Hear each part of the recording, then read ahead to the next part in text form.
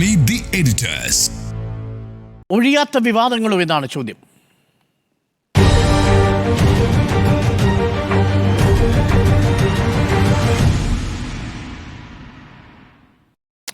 സ്മൃതി, ഒട്ടേറെ വിഷയങ്ങളാണ് നിലമ്പൂർ മണ്ഡലത്തിൽ ചർച്ചയാവുന്നതും ആരോപണ പ്രത്യാരോപണങ്ങളിലേക്ക് പോകുന്നതും. നോക്കൂ, മലപ്പുറത്തിൽ തുടങ്ങി പെൻഷൻ വിഷയം വന്നു, വന്യജീവി സംഘർഷവുമായി ബന്ധപ്പെട്ട വാർത്ത വന്നു, അതിനെ തുടർന്ന് വഴിക്കടവിലെ KCB മോഷണവും അത് വലിയ ചർച്ചാ വിഷയമായി. വളരെ പെട്ടെന്ന് ഇത് വെൽഫെയർ പാർട്ടിയിലേക്കും ജമാഅത്തെ ഇസ്ലാമിയിലേക്കും PDPയിലേക്കും മാറുകയാണ്. അതേസമയം ജമാഅത്തെ ഇസ്ലാമി തൻ്റെ നിലപാട് മാറ്റി എന്നുള്ള VD സതീശൻ്റെ പ്രസ്താവനയെ ഫോക്കസ് ചെയ്തുകൊണ്ടാണ് ഇപ്പോൾ ചർച്ച നടക്കുന്നത്. വിവാദങ്ങൾ തുടരുകയാണോ? നിലവിൽ ഒഴിയാത്ത വിവാദങ്ങളാണോ നിലമ്പൂരിൽ? ഇനിയിപ്പോൾ 7 ദിവസമേ ഉള്ളൂ നിലമ്പൂർ ഉപതെരഞ്ഞെടുപ്പിന്. അപ്പോൾ ഈ 7 ദിവസം ഒന്നുകൂടി മുറുകുകയുള്ളൂ വിവാദങ്ങളെന്നാണ് എനിക്ക് തോന്നുന്നത്. ഈ പറഞ്ഞതുപോലെ മുഖ്യമന്ത്രി മലപ്പുറം പരാമർശത്തിൽ തുടങ്ങി, ദേശീയപാത തകർച്ച ഒരു ഘട്ടത്തിൽ ചർച്ചയായി, പിന്നീട് ഈ ക്ഷേമ പെൻഷനെ കൈക്കൂലിയാക്കി എന്ന രൂപത്തിൽ KC വേണുഗോപാൽ പറഞ്ഞത് ചർച്ചയായി. ഇപ്പോഴും ക്ഷേമ പെൻഷനുമായി ബന്ധപ്പെട്ട 2 കൂട്ടരുടെ ഭാഗത്തുനിന്നും അതുമായി ബന്ധപ്പെട്ട വിശദീകരണങ്ങൾ പാർട്ടി തലത്തിൽ തന്നെ നടത്തിക്കൊണ്ടിരിക്കുന്നു. ഈ പന്നിക്കിണിയിൽപ്പെട്ട ബാലൻ്റെ മരണം അത് വലിയ രാഷ്ട്രീയ ചർച്ചയായി മാറുന്നു. ഇപ്പോൾ ഏറ്റവും ഒടുവിലാണ് ഇപ്പോൾ വെൽഫെയർ UDF-നും PDP LDF-നും നൽകുന്ന പിന്തുണയുമായി ബന്ധപ്പെട്ട പ്രതികരണങ്ങൾ വരുന്നത്. ഇതിൽ നേതാക്കൾ നടത്തിയ പ്രസ്താവനകൾ അവർ മുമ്പ് അവരുടെ രാഷ്ട്രീയ പാർട്ടികൾ നേരത്തെ എടുത്ത നിലപാടുകളിൽ നിന്ന് വ്യത്യസ്തമാകുന്നു എന്നിടത്താണ് ഇത് വലിയ ചർച്ചയാകുന്നത് എന്നുള്ളതാണ്.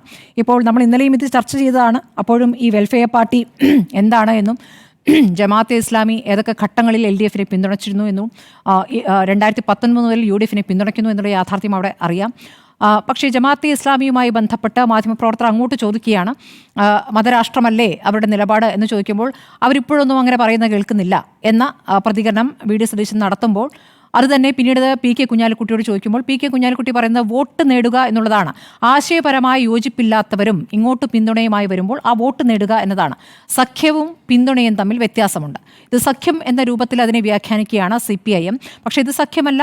ഇങ്ങനെ നമുക്ക് താല്പര്യമില്ലാത്ത നമ്മുടെ ആശയങ്ങളല്ലാത്തവർ ഇവിടെ പിന്തുണ അറിയിക്കാൻ വരുമ്പോൾ ആ വോട്ട് വേണ്ട എന്ന് പറയില്ല, ആ വോട്ട് നേടും. ഇന്ന് KC വേണുഗോപാലും അതിൽ വ്യക്തത വരുത്തുന്നുണ്ട്. ആരുടെയും വോട്ട് വേണ്ട എന്ന് പറയില്ല എന്ന്. CPIM PDP-യുമായി ബന്ധപ്പെട്ട് PDP-യെ പീഡിത പാർട്ടിയായി ഇപ്പോൾ പറയുമ്പോൾ PDP പാർട്ടി എന്ന നിലയ്ക്ക് ഇപ്പോൾ മദനി എന്ന വ്യക്തി അദ്ദേഹം മുൻപ് നടത്തിയ പ്രസംഗങ്ങൾ ഇപ്പോൾ അദ്ദേഹം അത് പറയുന്നുണ്ടോ എന്ന കാര്യം ഒഴിച്ചു നിർത്തിയാൽ PDP എന്ന പാർട്ടിയുടെ ആശയത്തിൽ എന്ത് വ്യത്യാസമാണ് വന്നിട്ടുള്ളത്? അവർക്ക് തീവ്ര നിലപാട് ഇപ്പോൾ ഇല്ല എന്ന് എങ്ങനെ ഉറപ്പിച്ച് പറയാനാകുമെന്നുള്ള ചോദ്യമുണ്ട്. കാരണം ഈ ജയിലിൽ നിന്ന് പുറത്തു വന്ന ശേഷവും അദ്ദേഹം നടത്തിയ പല പ്രസംഗങ്ങളും ഇപ്പോൾ വരുന്നുണ്ട്. ആ പ്രസംഗങ്ങളിലൊക്കെ തന്നെയും ഇതര മതങ്ങളുമായി ബന്ധപ്പെട്ട് അദ്ദേഹം എടുക്കുന്ന സമീപനം എത്രത്തോളം മതേതരത്വം വിളിച്ചു പറയുന്നതാണ് എന്ന കാര്യത്തിൽ സംശയമുണ്ട്. അദ്ദേഹം ഒരു ഘട്ടത്തിൽ പറഞ്ഞിട്ടുണ്ട്, തൻ്റെ തീവ്ര പ്രസംഗങ്ങൾ പലരെയും വഴിതെറ്റിച്ചു എന്നതിൽ തനിക്ക് ഖേദമുണ്ട് എന്ന് പറഞ്ഞിട്ടുണ്ട്. അത് ശരിയാണ്. പക്ഷെ പിന്നീട് നടത്തിയ പ്രസംഗങ്ങൾ ആ രൂപത്തിൽ പൂർണ്ണമായും മാറിയ രൂപത്തിലാണോ എന്നൊരു സംശയം അവിടെ നിൽക്കുന്നു. അപ്പോൾ PDP-യുമായി ബന്ധപ്പെട്ട് നേരത്തെയും ഈ തിരഞ്ഞെടുപ്പ് ഘട്ടത്തിൽ വേദിയിലേക്ക് മദനിയെ, ജയിലിൽ നിന്ന് മോചിതനായ മദനിയെ വിളിച്ചു കയറ്റിയതിൽ അന്ന് VS കാണിച്ച എതിർപ്പൊക്കെ നമ്മുടെ മുന്നിലുണ്ട്. അപ്പോൾ ഇതൊക്കെ പഴയ കാര്യങ്ങൾ. 2011 പിണറായി വിജയൻ പറഞ്ഞ കാര്യങ്ങളുണ്ട്. 2011 തന്നെ മറ്റു നേതാക്കൾ പറഞ്ഞ കാര്യം ഇന്നലെ പറഞ്ഞതുകൊണ്ട് ഞാൻ ആവർത്തിക്കുന്നില്ല. അപ്പോൾ അതൊക്കെ ഓരോ ഘട്ടത്തിൽ നിൽക്കുന്നു. ഇപ്പോൾ VD സതീശനും PK കുഞ്ഞാലിക്കുട്ടിയും 2 നിലപാടാണ് എന്ന രൂപത്തിൽ വ്യാഖ്യാനിക്കാനുള്ള ശ്രമം നടക്കുന്നുണ്ട്. യഥാർത്ഥത്തിൽ വെൽഫെയർ പാർട്ടി ഞങ്ങളുടെ പിന്തുണ നൽകുന്നു എന്ന് അറിയിച്ചുകൊണ്ട് UDF-ഉമായിട്ടാണ് ചർച്ച നടത്തിയിരിക്കുന്നത്. അത് PK കുഞ്ഞാലിക്കുട്ടിയുമുണ്ട്, അതിൽ VD സതീശനുമുണ്ട്. അപ്പോൾ ആ പിന്തുണ സ്വീകരിക്കാമെന്ന തീരുമാനം വരുന്നു. അതല്ലാതെ ആശയപരമായി വേറൊരു നിലപാടെടുക്കുന്ന ഒരു സംവിധാനത്തെ സഖ്യത്തിലേക്ക് കയറ്റുന്ന കാര്യം അവർ ആലോചിക്കുന്നേയില്ല എന്ന് അർത്ഥശങ്കയ്ക്കിടയില്ലാത്ത വിധത്തിൽ PK കുഞ്ഞാലിക്കുട്ടിയും പറയുന്നുണ്ട്. അങ്ങനെ സഖ്യത്തിൻ്റെ ഒരു ആലോചന UDF-നെ സംബന്ധിച്ചില്ല എന്ന് VD സതീശനും ആ രൂപത്തിൽ തന്നെയാണ് പറയുന്നത്. പിന്തുണ നേടുക മാത്രമാണ് എന്ന് പറയുന്നുണ്ട്. അപ്പോൾ അതാണ് അവിടെ നിൽക്കുന്നത്. അപ്പോൾ ഇതിനിടയ്ക്ക് 2 സർവേകളുടെ വിവരങ്ങൾ പുറത്തു വരുന്നുണ്ട്. ഇപ്പോൾ നമ്മൾ എന്തൊക്കെ ചർച്ച ചെയ്യുന്നു എന്നുള്ളത് നോക്കണം. ഇപ്പോൾ ഓൺ മനോരമ നടത്തിയ ഒരു സർവേയുടെ വിവരം പുറത്തു. അവരുടെ റിപ്പോർട്ടർമാരെ തന്നെ വിട്ടിട്ടാണ്. ഇത് പൂർണ്ണമായി നമ്മൾ ശരിവെക്കുക എന്നുള്ളതല്ല, അവർ ഏതിലൊക്കെ കടന്നു പോയിട്ടുണ്ട് എന്നുള്ളതാണ് നമുക്ക് നോക്കേണ്ടത്. അപ്പോൾ സർക്കാരുമായി ബന്ധപ്പെട്ട് അവർ നടത്തിയ സർവേയിൽ പറയുന്നത് പിണറായി സർക്കാരിൻ്റെ പ്രവർത്തനമായിരിക്കും വോട്ടിനെ സ്വാധീനിക്കുക എന്ന് 45% ആളുകൾ പറയുന്നു എന്നുള്ളതാണ്. പിണറായി സർക്കാരിൻ്റെ പ്രവർത്തനമാണ് വിലയിരുത്തുക എന്ന് പറഞ്ഞവരിൽ 70% ആളുകളും സർക്കാരിൻ്റെ പ്രവർത്തനത്തിൽ തൃപ്തിയില്ല എന്ന് പറയുന്നതാണ്. വോട്ടിനെ സ്വാധീനിക്കുന്ന മറ്റു പ്രധാന ഘടകം വന്യജീവി സംഘർഷമാണ്. നമ്മൾ പറഞ്ഞതുപോലെ വലിയ രീതിയിൽ ചർച്ചയായില്ലെങ്കിലും അതിലേക്ക് വരേണ്ടി വന്നു അല്ലേ? ഈ പന്നിയുടെ ഈ പന്നിക്കണിയിൽ മരണം സംഭവിക്കുമ്പോൾ അതിലേക്ക് വീണ്ടും ആ ചർച്ച വരികയായിരുന്നു. അത് വോട്ടിനെ സ്വാധീനിക്കുമെന്ന് പറയുന്നു. ഇതിൽ 47.5% ആളുകളും LDF സർക്കാർ ഈ പ്രശ്നത്തിൽ എടുത്ത നടപടിയിൽ തൃപ്തിയില്ല എന്നാണ് പറയുന്നത്. ഇതേ വിഷയത്തിൽ 37.5% ആളുകൾക്ക് വനം സംരക്ഷണ നിയമ ഭേദഗതി ചെയ്യാത്തതിന് മോദി സർക്കാരിനെ എതിരെ നിലപാടെടുക്കുന്നുമുണ്ടെന്ന് ഈ സർവേ പറയുന്നു. പിന്നെ സർക്കാർ അവകാശപ്പെടുമ്പോൾ വികസന പരിപാടിയിൽ വലിയ തോതിൽ നടന്നിട്ടില്ല എന്ന് 60% പറയുന്നു. അതോടൊപ്പം തന്നെ വികസനവുമായി ബന്ധപ്പെട്ട കാര്യങ്ങൾ പറയുമ്പോൾ ഈ പറയുന്ന ദേശീയപാതയിലെ ഈ തകർച്ച അതൊരു വലിയ വിഷയമായിട്ടുണ്ട്. അത് ചർച്ച ചെയ്യപ്പെടുന്നുണ്ട്. അത് സ്വാധീനിക്കുമെന്ന് പറയുന്നു. മലപ്പുറത്തെ സ്വർണ്ണക്കടത്തും ഹവാല ഡീലുമായി ബന്ധപ്പെടുത്തി പിണറായി വിജയൻ നടത്തിയ പരാമർശത്തെ ആരും കാര്യമായി കാണുന്നില്ല. 2.5% മാത്രമാണ് ഇത് പ്രധാനമായി കാണുന്നതെന്ന് പറയുന്നു. പക്ഷേ 50% കരുതുന്നത് മലപ്പുറത്തെ അപകീർത്തിപ്പെടുത്താൻ പിണറായി വിജയൻ അത് പറഞ്ഞു എന്ന രൂപത്തിലാണ് പറയുന്നത്. പിന്നെ അതിൽ കൗതുകരമായി തോന്നിയ ഒരു കാര്യം, MLA എന്ന നിലയിൽ അൻവറിൻ്റെ പ്രവർത്തനം ശരാശരിയോ അതിന് താഴെ ആണ് എന്ന് പറയുന്നവരാണ് 32.5% എന്നുള്ളവരാണ്. അൻവറിനെ സ്വീകരിക്കാത്ത കോൺഗ്രസ് നടപടിയെ 62%, 5% ആളുകൾ പിന്തുണയ്ക്കുന്നു എന്നാണ് ഈ സർവേ പറയുന്നത്. 30% ആളുകൾ അൻവറിനെ UDF ഉൾപ്പെടുത്തുന്ന പക്ഷക്കാരാണെന്ന് പറയുന്നു. പിന്നെ ഷൗക്കത്തിന്റെ പ്രവർത്തനം മികച്ചതാണ് വിലയിരുത്തുന്നത് പറയുന്നു. ഇതിലിപ്പോൾ മനോരമയുടെ താല്പര്യങ്ങൾ ഉണ്ടാകാം കേട്ടോ. നിലവിൽ നമുക്ക് ഈ സർവേ ഫലങ്ങൾ പുറത്തുവിടാൻ കഴിയില്ല, തെരഞ്ഞെടുപ്പ് കമ്മീഷൻ ബാൻ ചെയ്തിട്ടുണ്ട്. അപ്പം ഇതിപ്പോൾ വന്ന കാര്യമാണ്. അതോടൊപ്പം തന്നെ ഈ പറയുന്ന ഈ ലോക്പാലിൻ്റെ സർവേയിൽ പറയുന്ന 11% എഡ്ജ് UDFനുണ്ട് എന്ന് പറയുന്നു. ഇതിനെയൊന്നും വിശ്വസിക്കണം എന്നുള്ള രൂപത്തിലല്ല ഞാൻ പറയുന്നത്. നമ്മൾ പുറത്തേക്ക് അല്ലെങ്കിൽ ഈ വരുന്ന പ്രതികരണങ്ങളാണോ യഥാർത്ഥത്തിൽ പ്രതിഫലിക്കുക വോട്ടിങ്ങിൽ എന്നുള്ള സംശയം അവിടെ നിൽക്കുകയാണ്. ഇപ്പോൾ അൻവർ ഇപ്പോൾ പഴയ രീതിയിൽ മുമ്പ് നടത്തിയ രീതിയിൽ തന്നെ ശക്തമായ പ്രതികരണങ്ങളുമായി ഇപ്പോൾ രംഗത്ത് വരുന്നില്ല. അൻവർ എത്ര പ്രധാനപ്പെട്ട ഘടകമാണെന്നുള്ള പ്രധാനപ്പെട്ട വിഷയമുണ്ട്. ഇപ്പോൾ നമുക്ക് നമ്മുടെ പ്രസ് കോൺഫറൻസിൽ തന്നെ K മുരളീധരൻ പറഞ്ഞ ഒരു കാര്യമുണ്ടല്ലോ, നേരിയ ഭൂരിപക്ഷത്തിന് വിജയിക്കും. നേരിയ ഭൂരിപക്ഷം എന്നാണ് വാക്ക് പറയുന്നത്. അത് ആ ഒരു ആശങ്ക രണ്ട് കൂട്ടർക്കുമുണ്ട്. ആ നേരിയ ഭൂരിപക്ഷം എന്ന് പറയുന്നിടത്ത് അത് പിടിക്കാനുള്ള ഈ കാര്യങ്ങളിലാണ് ഇപ്പോൾ മുമ്പ് പറഞ്ഞ കാര്യങ്ങൾ, മുമ്പുണ്ടായിരുന്ന സഹകരണവും എല്ലാം മാറ്റിപ്പറഞ്ഞുകൊണ്ട് അങ്ങനെയൊന്നും ഇല്ല എന്ന രൂപത്തിൽ അവതരിപ്പിച്ചുകൊണ്ട് കിട്ടുന്ന പിന്തുണ നേടുക എന്ന ആശയത്തിലേക്ക് വരുന്നത്. ആ പിന്തുണ അപ്പുറത്ത് PDP നൽകുമ്പോൾ PDP പ്രവർത്തകരാൽ ആക്രമിക്കപ്പെടുകയും കൊല്ലപ്പെടുകയും ചെയ്ത സഖാവിൻ്റെ കാര്യം ഇപ്പോൾ പറയേണ്ട എന്ന് പറയുന്നു. ആ രക്തസാക്ഷിത്വത്തെ അംഗീകരിക്കുന്ന ഒരു കാര്യമായിട്ട് ഈ PDPയുടെ ഇപ്പോഴത്തെ പിന്തുണയെ കണ്ടാൽ മതി എന്ന രൂപത്തിൽ M സ്വരാജ് ഇതിനെ കാണുന്നു. ഇപ്പുറത്ത് ഇത് ഒരു പിന്തുണ സ്വീകരിക്കൽ മാത്രമാണ്, സഖ്യമല്ല എന്ന രൂപത്തിൽ അവതരിപ്പിക്കുന്നു. അപ്പോൾ രണ്ട് കാര്യങ്ങൾ അവിടെ നിൽക്കുകയാണ്. രണ്ട് കൂട്ടരെ സംബന്ധിച്ചും വളരെ ബുദ്ധിമുട്ടേറിയ തെരഞ്ഞെടുപ്പാണ് എന്നൊരു പ്രതീതി സൃഷ്ടിക്കപ്പെട്ടിട്ടുണ്ട്. അപ്പോൾ പരമാവധി വോട്ടുകൾ ലഭിക്കുക, അൻവർ വോട്ട് കൊണ്ടുപോകുമോ രണ്ട് ഭാഗത്തു നിന്നും എന്നുള്ള ആശങ്ക രണ്ടുപേർക്കുമുണ്ട്. അപ്പോൾ അതിൻ്റെ അടിസ്ഥാനത്തിലുള്ള ഈ ബഹളങ്ങൾ തുടരുമെന്ന് തന്നെയാണ് എനിക്ക് തോന്നുന്നത്. വിവാദങ്ങൾ ഇങ്ങനെ പെരുമഴ പോലെയാണ്. അതെ. അതായത് ഇപ്പോൾ ഓറഞ്ച് അലർട്ടിലേക്ക് എത്തിയിട്ടുണ്ട് ഈ വിവാദങ്ങളെല്ലാം. മഴയുടെ അടുത്ത ദിവസങ്ങളിലെ ശക്തി കൂടുമെന്നാണ് കാലാവസ്ഥാ കേന്ദ്രം പറയുന്നത്. നിലമ്പൂരിലും ആ രീതിയിലായിരിക്കും. റെഡ് അലർട്ട് പ്രഖ്യാപിക്കേണ്ട രീതിയിലേക്കാണ് വിവാദങ്ങളുടെ ഒരു പോക്ക്. പ്രത്യേകിച്ചും ലാസ്റ്റ് ലാപ്പ് എന്ന് പറയുന്നത് ഏത് ക്യാമ്പയിൻ ആയാലും അത് ഏറ്റവും കൂടുതൽ അഗ്രസീവ് ആകുന്ന ഒരു ടൈം പീരീഡാണ്. ഇവിടെ നിലമ്പൂരിൽ അതിലേക്ക് കടക്കുകയാണ്. ലാസ്റ്റ് ലാപ്പാണ്. അപ്പോൾ കൊട്ടിക്കലാശത്തിന് മുൻപുള്ള ആ ഒരു സെക്കൻഡ് ലാസ്റ്റ് ലാപ്പിലെ ആവേശമാണ് നമ്മളിപ്പോൾ കണ്ടുകൊണ്ടിരിക്കുന്നത്. അതിൽ വിഷയങ്ങളെല്ലാം വന്ന് അവസാനം ഈ ചേരി തിരിഞ്ഞുള്ള പോരാട്ടത്തിലേക്ക് എത്തുകയാണ്. UDF വേഴ്സസ് LDF എന്ന രീതിയിലേക്കാണ്. ആദ്യഘട്ടത്തിൽ നമ്മൾ അൻവറിനെ കുറിച്ചാണ് ചർച്ച ചെയ്തുകൊണ്ടിരുന്നത്. അല്ലെങ്കിൽ അൻവർ പിടിക്കുന്ന വോട്ടുകൾ ആർക്ക് ദോഷമാകും ഗുണമാകും എന്നതാണ് ആദ്യഘട്ടത്തിൽ വന്നതെങ്കിൽ ഇപ്പോൾ സെക്കൻഡ് ലാസ്റ്റ് ലാപ്പിലേക്ക് എത്തുമ്പോൾ ഇത് നേർക്കുനേർ അങ്ങോട്ട് ആരോപണങ്ങൾ ഉന്നയിക്കുന്നു. ഓരോ ചേരിക്കും ലഭിക്കുന്ന വർഗീയ വോട്ടുകൾ അതെങ്ങനെയാണ് എന്നതിലേക്ക് നേരിട്ട് മാറുകയാണ്. ഇവിടെ നമ്മൾ കഴിഞ്ഞ ദിവസം ചർച്ച ചെയ്തതിൻ്റെ തുടർച്ചയായിട്ടാണല്ലോ നമ്മൾ ഈ വിവാദങ്ങൾ ഒഴിയുന്നില്ല എന്നത് സംസാരിക്കുന്നത്. ഇവിടെ ജമാഅത്തെ ഇസ്ലാമിയുടെയും PDPയുടെയും ബന്ധം ഇന്നത്തെ ഉയർന്ന വാദങ്ങളിൽ PDPയുമായിട്ടുള്ള LDFന്റെ ബന്ധം അത്രയ്ക്കങ്ങോട്ട് ചർച്ചയാകുന്നില്ല. പ്രത്യേകിച്ചും ജമാഅത്തെ ഇസ്ലാമിയുടെ കാര്യത്തിൽ LDF UDFനെ ആക്രമിക്കുന്നതിനൊപ്പം നമ്മൾ UDFനുള്ളിൽ നിന്ന് തന്നെയും ജമാഅത്തെ ഇസ്ലാമി ബന്ധം സംബന്ധിച്ചുള്ള പ്രതികരണങ്ങൾ കാണുന്നു എന്നതാണ് ഈ സെക്കൻഡ് ഡേയിലേക്ക് വരുമ്പോൾ ഈ വിവാദത്തിൻ്റെ ഒരു അടുത്ത സ്റ്റേജ് ആയിട്ട് ഞാൻ കാണുന്നത്. അതിൽ MV ഗോവിന്ദൻ തള്ളി പറയുകയാണ് ജമാഅത്തെ ഇസ്ലാമിയുമായി. കഴിഞ്ഞ ദിവസം ഉയർന്ന പ്രധാനപ്പെട്ട വാദം LDFും സഹകരിച്ചിട്ടുണ്ടല്ലോ, ഞങ്ങൾ സഹകരിക്കുമ്പോൾ മാത്രമാണോ ഈ തൊട്ടുകൂടായ്മ വരുന്നത് എന്നതായിരുന്നു. അതിനിന്ന് MV ഗോവിന്ദൻ ഒരു ക്ലാരിറ്റി വരുത്തുകയാണ്. LDFന് അങ്ങനെ ഒരു തരത്തിലുമുള്ള ബന്ധമുണ്ടായിട്ടില്ല എന്ന്. സഹകരിച്ചിട്ടുണ്ട്, അല്ലെങ്കിൽ വോട്ട് തേടിയിട്ടുണ്ട്, അല്ലെങ്കിൽ ആ വോട്ട് കൊണ്ട് ജയം ഉറപ്പാക്കിയിട്ടുണ്ട്, പഞ്ചായത്തിൽ സഹകരിച്ചിട്ടുണ്ട്. ആ കാര്യങ്ങളൊക്കെ അവിടെ നിൽക്കുമ്പോഴും ഒരു മുന്നണി എന്ന രീതിയിലുള്ള ബന്ധമുണ്ടായിരുന്നില്ല എന്ന് എം വി ഗോവിന്ദൻ പറയുകയാണ്. അതോടൊപ്പം തന്നെ അൻവറിന്റെ കാര്യത്തിൽ ഇത് ആദ്യമായി എം വി ഗോവിന്ദൻ ആശങ്കപ്പെടുന്നത് കൂടി നമ്മൾ ഇന്ന് കണ്ടു.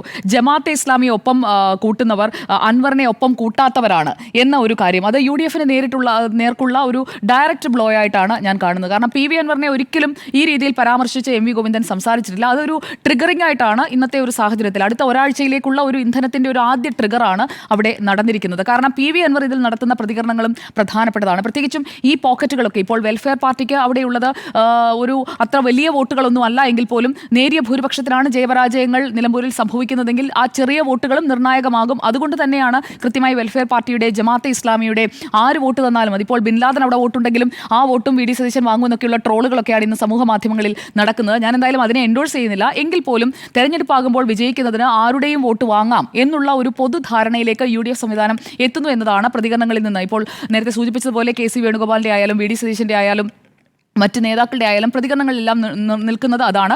ആര്യാടൻ ഷൗക്കത്തിനെ എന്ത് വില കൊടുത്തും ജയിപ്പിക്കുക, ആരുടെ വോട്ട് വാങ്ങിയും വിജയിപ്പിക്കുക, അതിലേക്ക് എത്തിയിരിക്കുന്നു എന്ന് വേണം നമ്മൾ മനസ്സിലാക്കാൻ.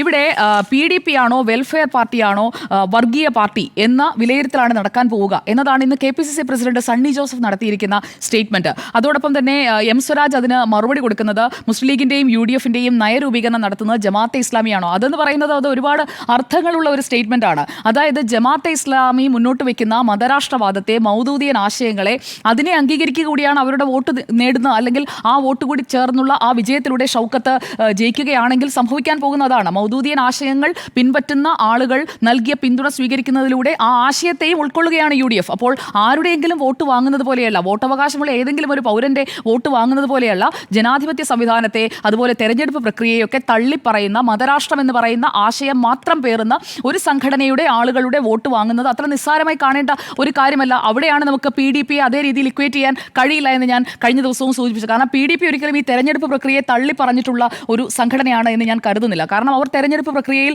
ഉൾപ്പെട്ടിട്ടുണ്ട്. ജയമോ പരാജയമോ എന്നുള്ളതല്ല, അവർ പിന്തുണ പ്രഖ്യാപിക്കുകയും അതുപോലെ തെരഞ്ഞെടുപ്പ് പ്രക്രിയയിൽ വോട്ട് ചെയ്യുന്നതിലൊന്നും ഒരിക്കലും ഇതുപോലെയുള്ള ഒരു മൗദൂദിയൻ ആശയം അവർ പിൻപറ്റിയിട്ടില്ല എന്നത് കൂടി നമ്മൾ കാണേണ്ടതുണ്ട്. ഇവിടെ ആര്യാടൻ ഷൗക്കത്തിനോട് ഇന്ന് പ്രതികരണങ്ങൾ ഇങ്ങനെ റിപ്പോർട്ടേഴ്സ് ചോദിക്കുമ്പോൾ അദ്ദേഹം പറഞ്ഞ കാര്യം കഴിഞ്ഞ ദിവസം VD സതീശൻ പറഞ്ഞതിന്റെ തുടർച്ചയാണ്. LDF-നൊപ്പം നിൽക്കുമ്പോഴാണ് മതേതരവാദികൾ, LDF-നൊപ്പം നിൽക്കുമ്പോഴും ജമാഅത്തെ ഇസ്ലാമി മതേതരവാദിയാണ് അല്ലെങ്കിൽ മതേതരത്വമാണ് അവരുടെ മുഖമുദ്ര എന്ന് LDF-ഓ അല്ലെങ്കിൽ കേരളത്തിൽ ബോധമുള്ള ഏതെങ്കിലും പൗരനോ പറയുമെന്ന് ഞാൻ കരുതുന്നില്ല. ഒരു മലയാളിയും പറയില്ല. കാരണം എന്താണ് മറ്റ് സ്ഥലങ്ങളിൽ അവരുടെ നിലപാട് എന്നുള്ളത് മലയാളികൾ ഒരുപാട് വായിക്കുന്നവരാണ്, ലോകം കാണുന്നവരാണ്. അവർക്ക് കൃത്യമായിട്ട് അറിയാം എന്താണ് മൗദൂദിയൻ ആശയങ്ങൾ എന്നുള്ളത്. അതുകൊണ്ട് അത് നിലമ്പൂരിൽ വലിയ ചർച്ചയായി ഇതിനകം തന്നെ മാറിക്കഴിഞ്ഞിരിക്കുകയാണ്.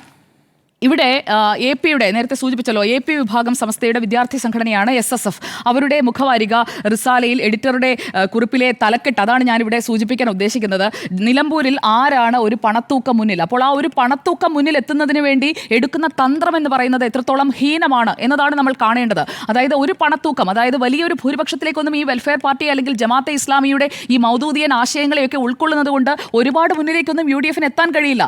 ആ നാമമാത്രമായ വോട്ടുകൾക്ക് വേണ്ടി തങ്ങളുടെ ക്രെഡിബിലിറ്റി കൊണ്ട് കളയുന്നത് എന്തിനാണ് എന്ന ഒരു ചോദ്യം UDF-നോട് നിലമ്പൂരിലെ ജനത ചോദിക്കുകയാണ് എന്നുണ്ടെങ്കിൽ, കൃത്യമായ ആളുകൾ ഇതിനൊക്കെ മാർക്കിടുകയാണ് എന്നുണ്ടെങ്കിൽ, സണ്ണി ജോസഫ് MLA പറഞ്ഞതുപോലെ നിലമ്പൂരിലെ വിധിയെഴുത്തെന്ന് പറയുന്നത് ഇതിന്റെ കൂടി അടിസ്ഥാനത്തിൽ ആയിരിക്കും. ജമാഅത്തെ ഇസ്ലാമിയെ എപ്പോഴും സംഘപരിവാറിനെ കുറിച്ചാണല്ലോ പറയുന്നത്. അപ്പോൾ ജമാഅത്തെ ഇസ്ലാമിയെ കൂടെ കൂട്ടിക്കൊണ്ട് രാഷ്ട്രീയം പറയുന്ന കോൺഗ്രസ് എങ്ങനെയാണ് ഞങ്ങൾ സംഘപരിവാറിനെതിരെയാണ്, ഞങ്ങൾ ഫാസിസത്തിനെതിരെയാണ് എന്നൊക്കെ കോൺഗ്രസിന് ആർജവത്തോടെ പറയാൻ കഴിയുക? കാരണം അവരുടെ കൂടെ നിൽക്കുന്നത് ആരാണ്? ജമാഅത്തെ ഇസ്ലാമിയാണ്.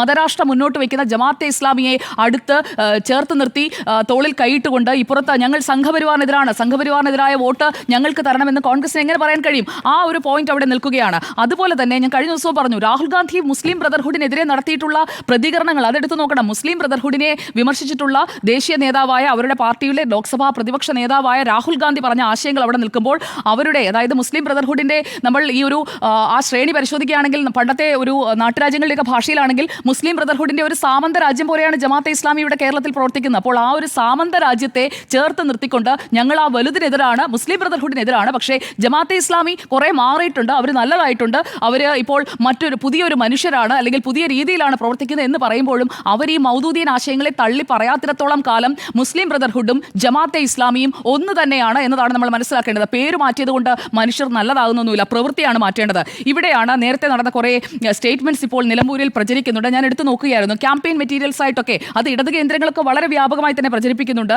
അതിലൊന്ന് ഈ നമ്മുടെ ഇപ്പോഴത്തെ സ്ഥാനാർത്ഥിയായിട്ടുള്ള ആര്യാടൻ്റെ തന്നെയാണ്. ആര്യാടൻ ഷൗക്കത്ത് പറഞ്ഞ മൗലാന മൗദൂദിയുടെ നിലപാട് ജമാഅത്തെ ഇസ്ലാമിയുടെ സ്ഥാപകൻ എത്രത്തോളം ഹീനമാണ് എന്ന് പറഞ്ഞ ആര്യാടൻ ഷൗക്കത്തിന്റെ വീഡിയോ പ്രചരിക്കുന്നു. പി കെ ഫിറോസ് പറഞ്ഞ വാചകം ഇതാണ്: ജമാഅത്തെ ഇസ്ലാമിയുടെ മതരാഷ്ട്രം തീവ്രവാദമാണ്, വർഗീയമാണ്, മതേതര പാർട്ടിയായി ലീഗിന് അത് അംഗീകരിക്കാൻ കഴിയില്ല. യൂത്ത് ലീഗിന്റെ സെക്രട്ടറി ആണല്ലോ ഇപ്പോഴും പി കെ ഫിറോസ്. അപ്പോൾ ഇന്നത്തെ നിലപാട് എന്താണ്? ആ ക്യാമ്പയിനിൽ വളരെ സജീവമായിട്ടുള്ള പി കെ ഫിറോസിന് ഇപ്പോഴും അതേ നിലപാടാണോ എന്ന ചോദ്യത്തോടെ അതവിടെ പ്രചരിക്കുന്നുണ്ട്. കെ എം ഷാജി കുറച്ചുകൂടി കടുപ്പിച്ചാണ് നേരത്തെ പറഞ്ഞിട്ടുള്ളത്. മരിച്ചുപോയാൽ സ്വർഗ്ഗത്തിലെത്തണമെങ്കിൽ ഇസ്ലാമിക രാഷ്ട്രം വരണമെന്ന് പറഞ്ഞയാളാണ് മൗദൂദി. അവർ പ്രചരിപ്പിക്കുന്ന ആശയങ്ങൾ തീ പോലെ അപകടമാണ്. അപ്പോൾ തീ പോലെ അപകടമുള്ള ആ ആശയങ്ങളെ ചേർത്ത് നിർത്തി ആ തീയുടെ വോട്ടും വേണം എന്ന് പറഞ്ഞ് സ്വയം ആളിക്കത്തി എരിഞ്ഞില്ലാതാകാനായിട്ടാണോ UDF ഈ അടുക്കുന്നത്? UDFന്റെ മതേതരത്വവും ജനാധിപത്യ ബോധവും ഒക്കെ മാറ്റി നിർത്തിക്കൊണ്ട് കുറച്ച് വോട്ടുകൾക്ക് വേണ്ടി അതെല്ലാം അങ്ങ് ഉപേക്ഷിക്കുകയാണോ ചെയ്യുന്നത് എന്ന ചോദ്യം അവിടെ നിൽക്കുകയാണ്. അതോടൊപ്പം തന്നെ സമസ്തയിൽ ഉണ്ടായിക്കൊണ്ടിരിക്കുന്ന മാറ്റങ്ങൾ അല്ലെങ്കിൽ സമസ്തയിലെ ചേരിതിരിവുകൾ അത് ഉപയോഗപ്പെടുത്താനായിട്ടുള്ള ഒരു നീക്കം കൂടി നമ്മളിവിടെ കാണേണ്ടതുണ്ട്. വെൽഫെയർ പാർട്ടിയുടെ സംസ്ഥാന അധ്യക്ഷൻ റസാഖ് പാലേരി ഇന്ന് വലിയ രീതിയിൽ എൻഡോഴ്സ് ചെയ്ത് പറഞ്ഞത് വെൽഫെയർ പാർട്ടി രൂപീകരിച്ചതിന് ശേഷം വരുന്ന മൂന്നാമത്തെ തദ്ദേശ തെരഞ്ഞെടുപ്പാണ് ഇനി അങ്ങോട്ട് നടക്കാനിരിക്കുന്നത് എന്നത് ചൂണ്ടിക്കാട്ടിക്കൊണ്ടാണ്. അപ്പോൾ അവിടെ ഈ റസാഖ് പാലേരി LDFനെ ഒരു കൊട്ടുകൊടുക്കുന്നതിന് വേണ്ടി പറഞ്ഞ ഒരു വാചകം: ആദ്യത്തെ തെരഞ്ഞെടുപ്പിൽ ഞങ്ങൾ ധാരണയുണ്ടാക്കിയത് CPIM-ഉമായിട്ടാണ്, LDF-ഉമായിട്ടാണ് എന്നാണ്. അതോടൊപ്പം തന്നെ LDF പിന്തുണയുടെ പല പഞ്ചായത്തുകളിലും വാർഡ് മെമ്പർമാരുണ്ട് എന്നൊക്കെയാണ് റസാഖ് പാലേരി സമർത്ഥിക്കുന്നത്. അപ്പോൾ അതിനുള്ള ഒരു മറുപടി കൊടുക്കേണ്ടത് CPIM-ആണ്. അങ്ങനെയുള്ള ഒരു ധാരണയുണ്ട് എന്നുണ്ടെങ്കിൽ ഇപ്പുറത്ത് നിൽക്കുന്ന കോൺഗ്രസിനൊപ്പം നിൽക്കുന്ന വെൽഫെയർ പാർട്ടിയുടെ ഇപ്പോഴും പഞ്ചായത്ത് മെമ്പർമാരൊക്കെ ഇടതുപക്ഷത്തിനൊപ്പം നിൽക്കുന്നവരാണ് എന്നുണ്ടെങ്കിൽ ഈ രണ്ട് മുന്നണികൾക്കും ഈ ബന്ധം നിലനിൽക്കുന്നു എന്ന ഒരു കാര്യം അവിടെ നിൽക്കുന്നില്ലേ എന്ന ഒരു ചോദ്യം അവിടെ അവശേഷിക്കുകയാണ്. അതോടൊപ്പം തന്നെ സമസ്തയിൽ രണ്ടാക്കി മാറ്റിക്കൊണ്ട് അതിന്റെ ഗുണം പറ്റാനായിട്ടുള്ള ഒരു നീക്കം നമ്മൾ ഇന്ന് കണ്ടു. ഇന്ന് ഒരു പരിപാടി നടക്കുന്നുണ്ടായിരുന്നു തിരുവനന്തപുരം മാസ്കറ്റ് ഹോട്ടലിലാണ്. സമസ്തയുടെ ചരിത്രം വിശദീകരിച്ചുകൊണ്ട് ദ ന്യൂ ഇന്ത്യൻ എക്സ്പ്രസ് പുറത്തിറക്കിയ കോൺഫ്ലുവൻസ് കോഫി ടേബിൾ ബുക്ക് അത് പ്രതിപക്ഷ നേതാവ് VD സതീശന് കൊടുത്തത് മുഖ്യമന്ത്രി പിണറായി വിജയനാണ്. ഇതാണ് ഒക്കെ ചങ്ങാതിമാരെ പോലെയാണോ ഈ രണ്ട് മുന്നണികളും ഈ വർഗീയ വോട്ടുകളുടെ കാര്യത്തിൽ എന്ന് തോന്നിപ്പോകുന്ന തരത്തിലാണ് ഇന്ന് സമസ്തയെക്കുറിച്ച് അല്ലെങ്കിൽ സമസ്തയിൽ നിന്ന് വരാനുള്ള വോട്ടുകൾ കൂടി സ്വന്തമാക്കാൻ വേണ്ടിയിട്ടുള്ള തികച്ചും സമസ്തയോടുള്ള അടുപ്പമൊന്നുമല്ല സ്നേഹമൊന്നുമല്ല അവിടെ പറഞ്ഞതിന്റെ പിന്നിലെന്നുള്ളത് മനസ്സിലാക്കാൻ സാമാന്യ ബുദ്ധിമതി. എന്തായാലും അതിൽ സമസ്ത അധ്യക്ഷൻ ജിഫ്രി മുത്തുക്കോയ തങ്ങൾ കൂടുതൽ ചേർന്ന് നിൽക്കുന്നത് ഇടതിനോടാണോ എന്ന സംശയം UDF-നുണ്ട് എന്ന് തോന്നുന്നു ആ പ്രതികരണങ്ങൾ കണ്ടപ്പോൾ. ഇതിൽ സമസ്തയെക്കുറിച്ച് പറഞ്ഞത് കഴിഞ്ഞ ഒരു നൂറ്റാണ്ട് കാലമായി നാടിന് വെളിച്ചം പകരുന്ന പ്രസ്ഥാനമാണ് സമസ്ത കേരള ജംഇയ്യത്തുൽ ഉലമ. ഇത് മുഖ്യമന്ത്രി പിണറായി വിജയൻ പറയുമ്പോൾ അതിൽ VD സതീശൻ അതിനേക്കാൾ കുറച്ചുകൂടി കടുപ്പിച്ച് പറയാൻ അല്ലെങ്കിൽ കുറച്ചുകൂടി ഞങ്ങളാണ് യഥാർത്ഥത്തിൽ സമസ്തയ്ക്കൊപ്പം നിൽക്കുന്നത് എന്ന് വ്യക്തമാക്കിക്കൊണ്ട് സമസ്തയിൽ തന്നെ ലീഗ് അനുകൂല വോട്ടുകളും വരും, അതുപോലെ ലീഗ് വിരുദ്ധ വോട്ടുകളും വരും എന്ന ഒരു ചേരി സൃഷ്ടിച്ചുകൊണ്ട് ആ വോട്ടുകളൊക്കെ കൃത്യമായി ഭിന്നിച്ച രണ്ടിടത്തേക്കും വരാനായിട്ടുള്ള നീക്കം ഈ കോഫി ടേബിൾ ബുക്കിന്റെ പ്രകാശന വേദിയിൽ ഉണ്ടായിരിക്കുകയാണ്. അപ്പോൾ എങ്ങനെ പോയാലും വോട്ട് കിട്ടുക എന്ന ഒരു നയത്തിലേക്ക് മുഖ്യമന്ത്രി ഇത് പറയുമ്പോൾ VD സതീശൻ അതിന്റെ ഒരു കൗണ്ടർ അവിടെ തന്നെ സെറ്റ് ചെയ്യുകയാണ്. ഇതാണ് നിലമ്പൂരിൽ നടക്കുന്നത്. ഇത് നമ്മൾ തിരുവനന്തപുരം മാസ്കറ്റ് ഹോട്ടലിലെ വേദിയിലാണ് കണ്ടതെങ്കിൽ നിലമ്പൂരിൽ ഇത് തന്നെയാണ് നേതാക്കൾ ചെയ്തുകൊണ്ടിരിക്കുന്നത്. ഇവിടെ ഈ ഒരു യോഗത്തിൽ സമസ്തയെക്കുറിച്ച് മുഖ്യമന്ത്രി ഈ കാര്യങ്ങളൊക്കെ പറയുമ്പോൾ അതിൽ പ്രധാനപ്പെട്ട നേതാക്കളെല്ലാം ഉണ്ട്. സംസ്ഥാന സെക്രട്ടറി K ഉമർ ഫൈസി മുക്കമുണ്ട്, കേന്ദ്ര മുഷാവറ അംഗങ്ങളായ വാക്കോട് മൊയ്തീൻകുട്ടി ഫൈസിയുണ്ട്, PM അബ്ദുൽ സലാം ബാഖവിയുണ്ട്, അസ്ഗർ അലി ഫൈസി പട്ടിക്കാടുണ്ട്. ഇവരുടെയൊക്കെ പ്രതികരണം ഇനി വരാൻ പോവുകയാണ്.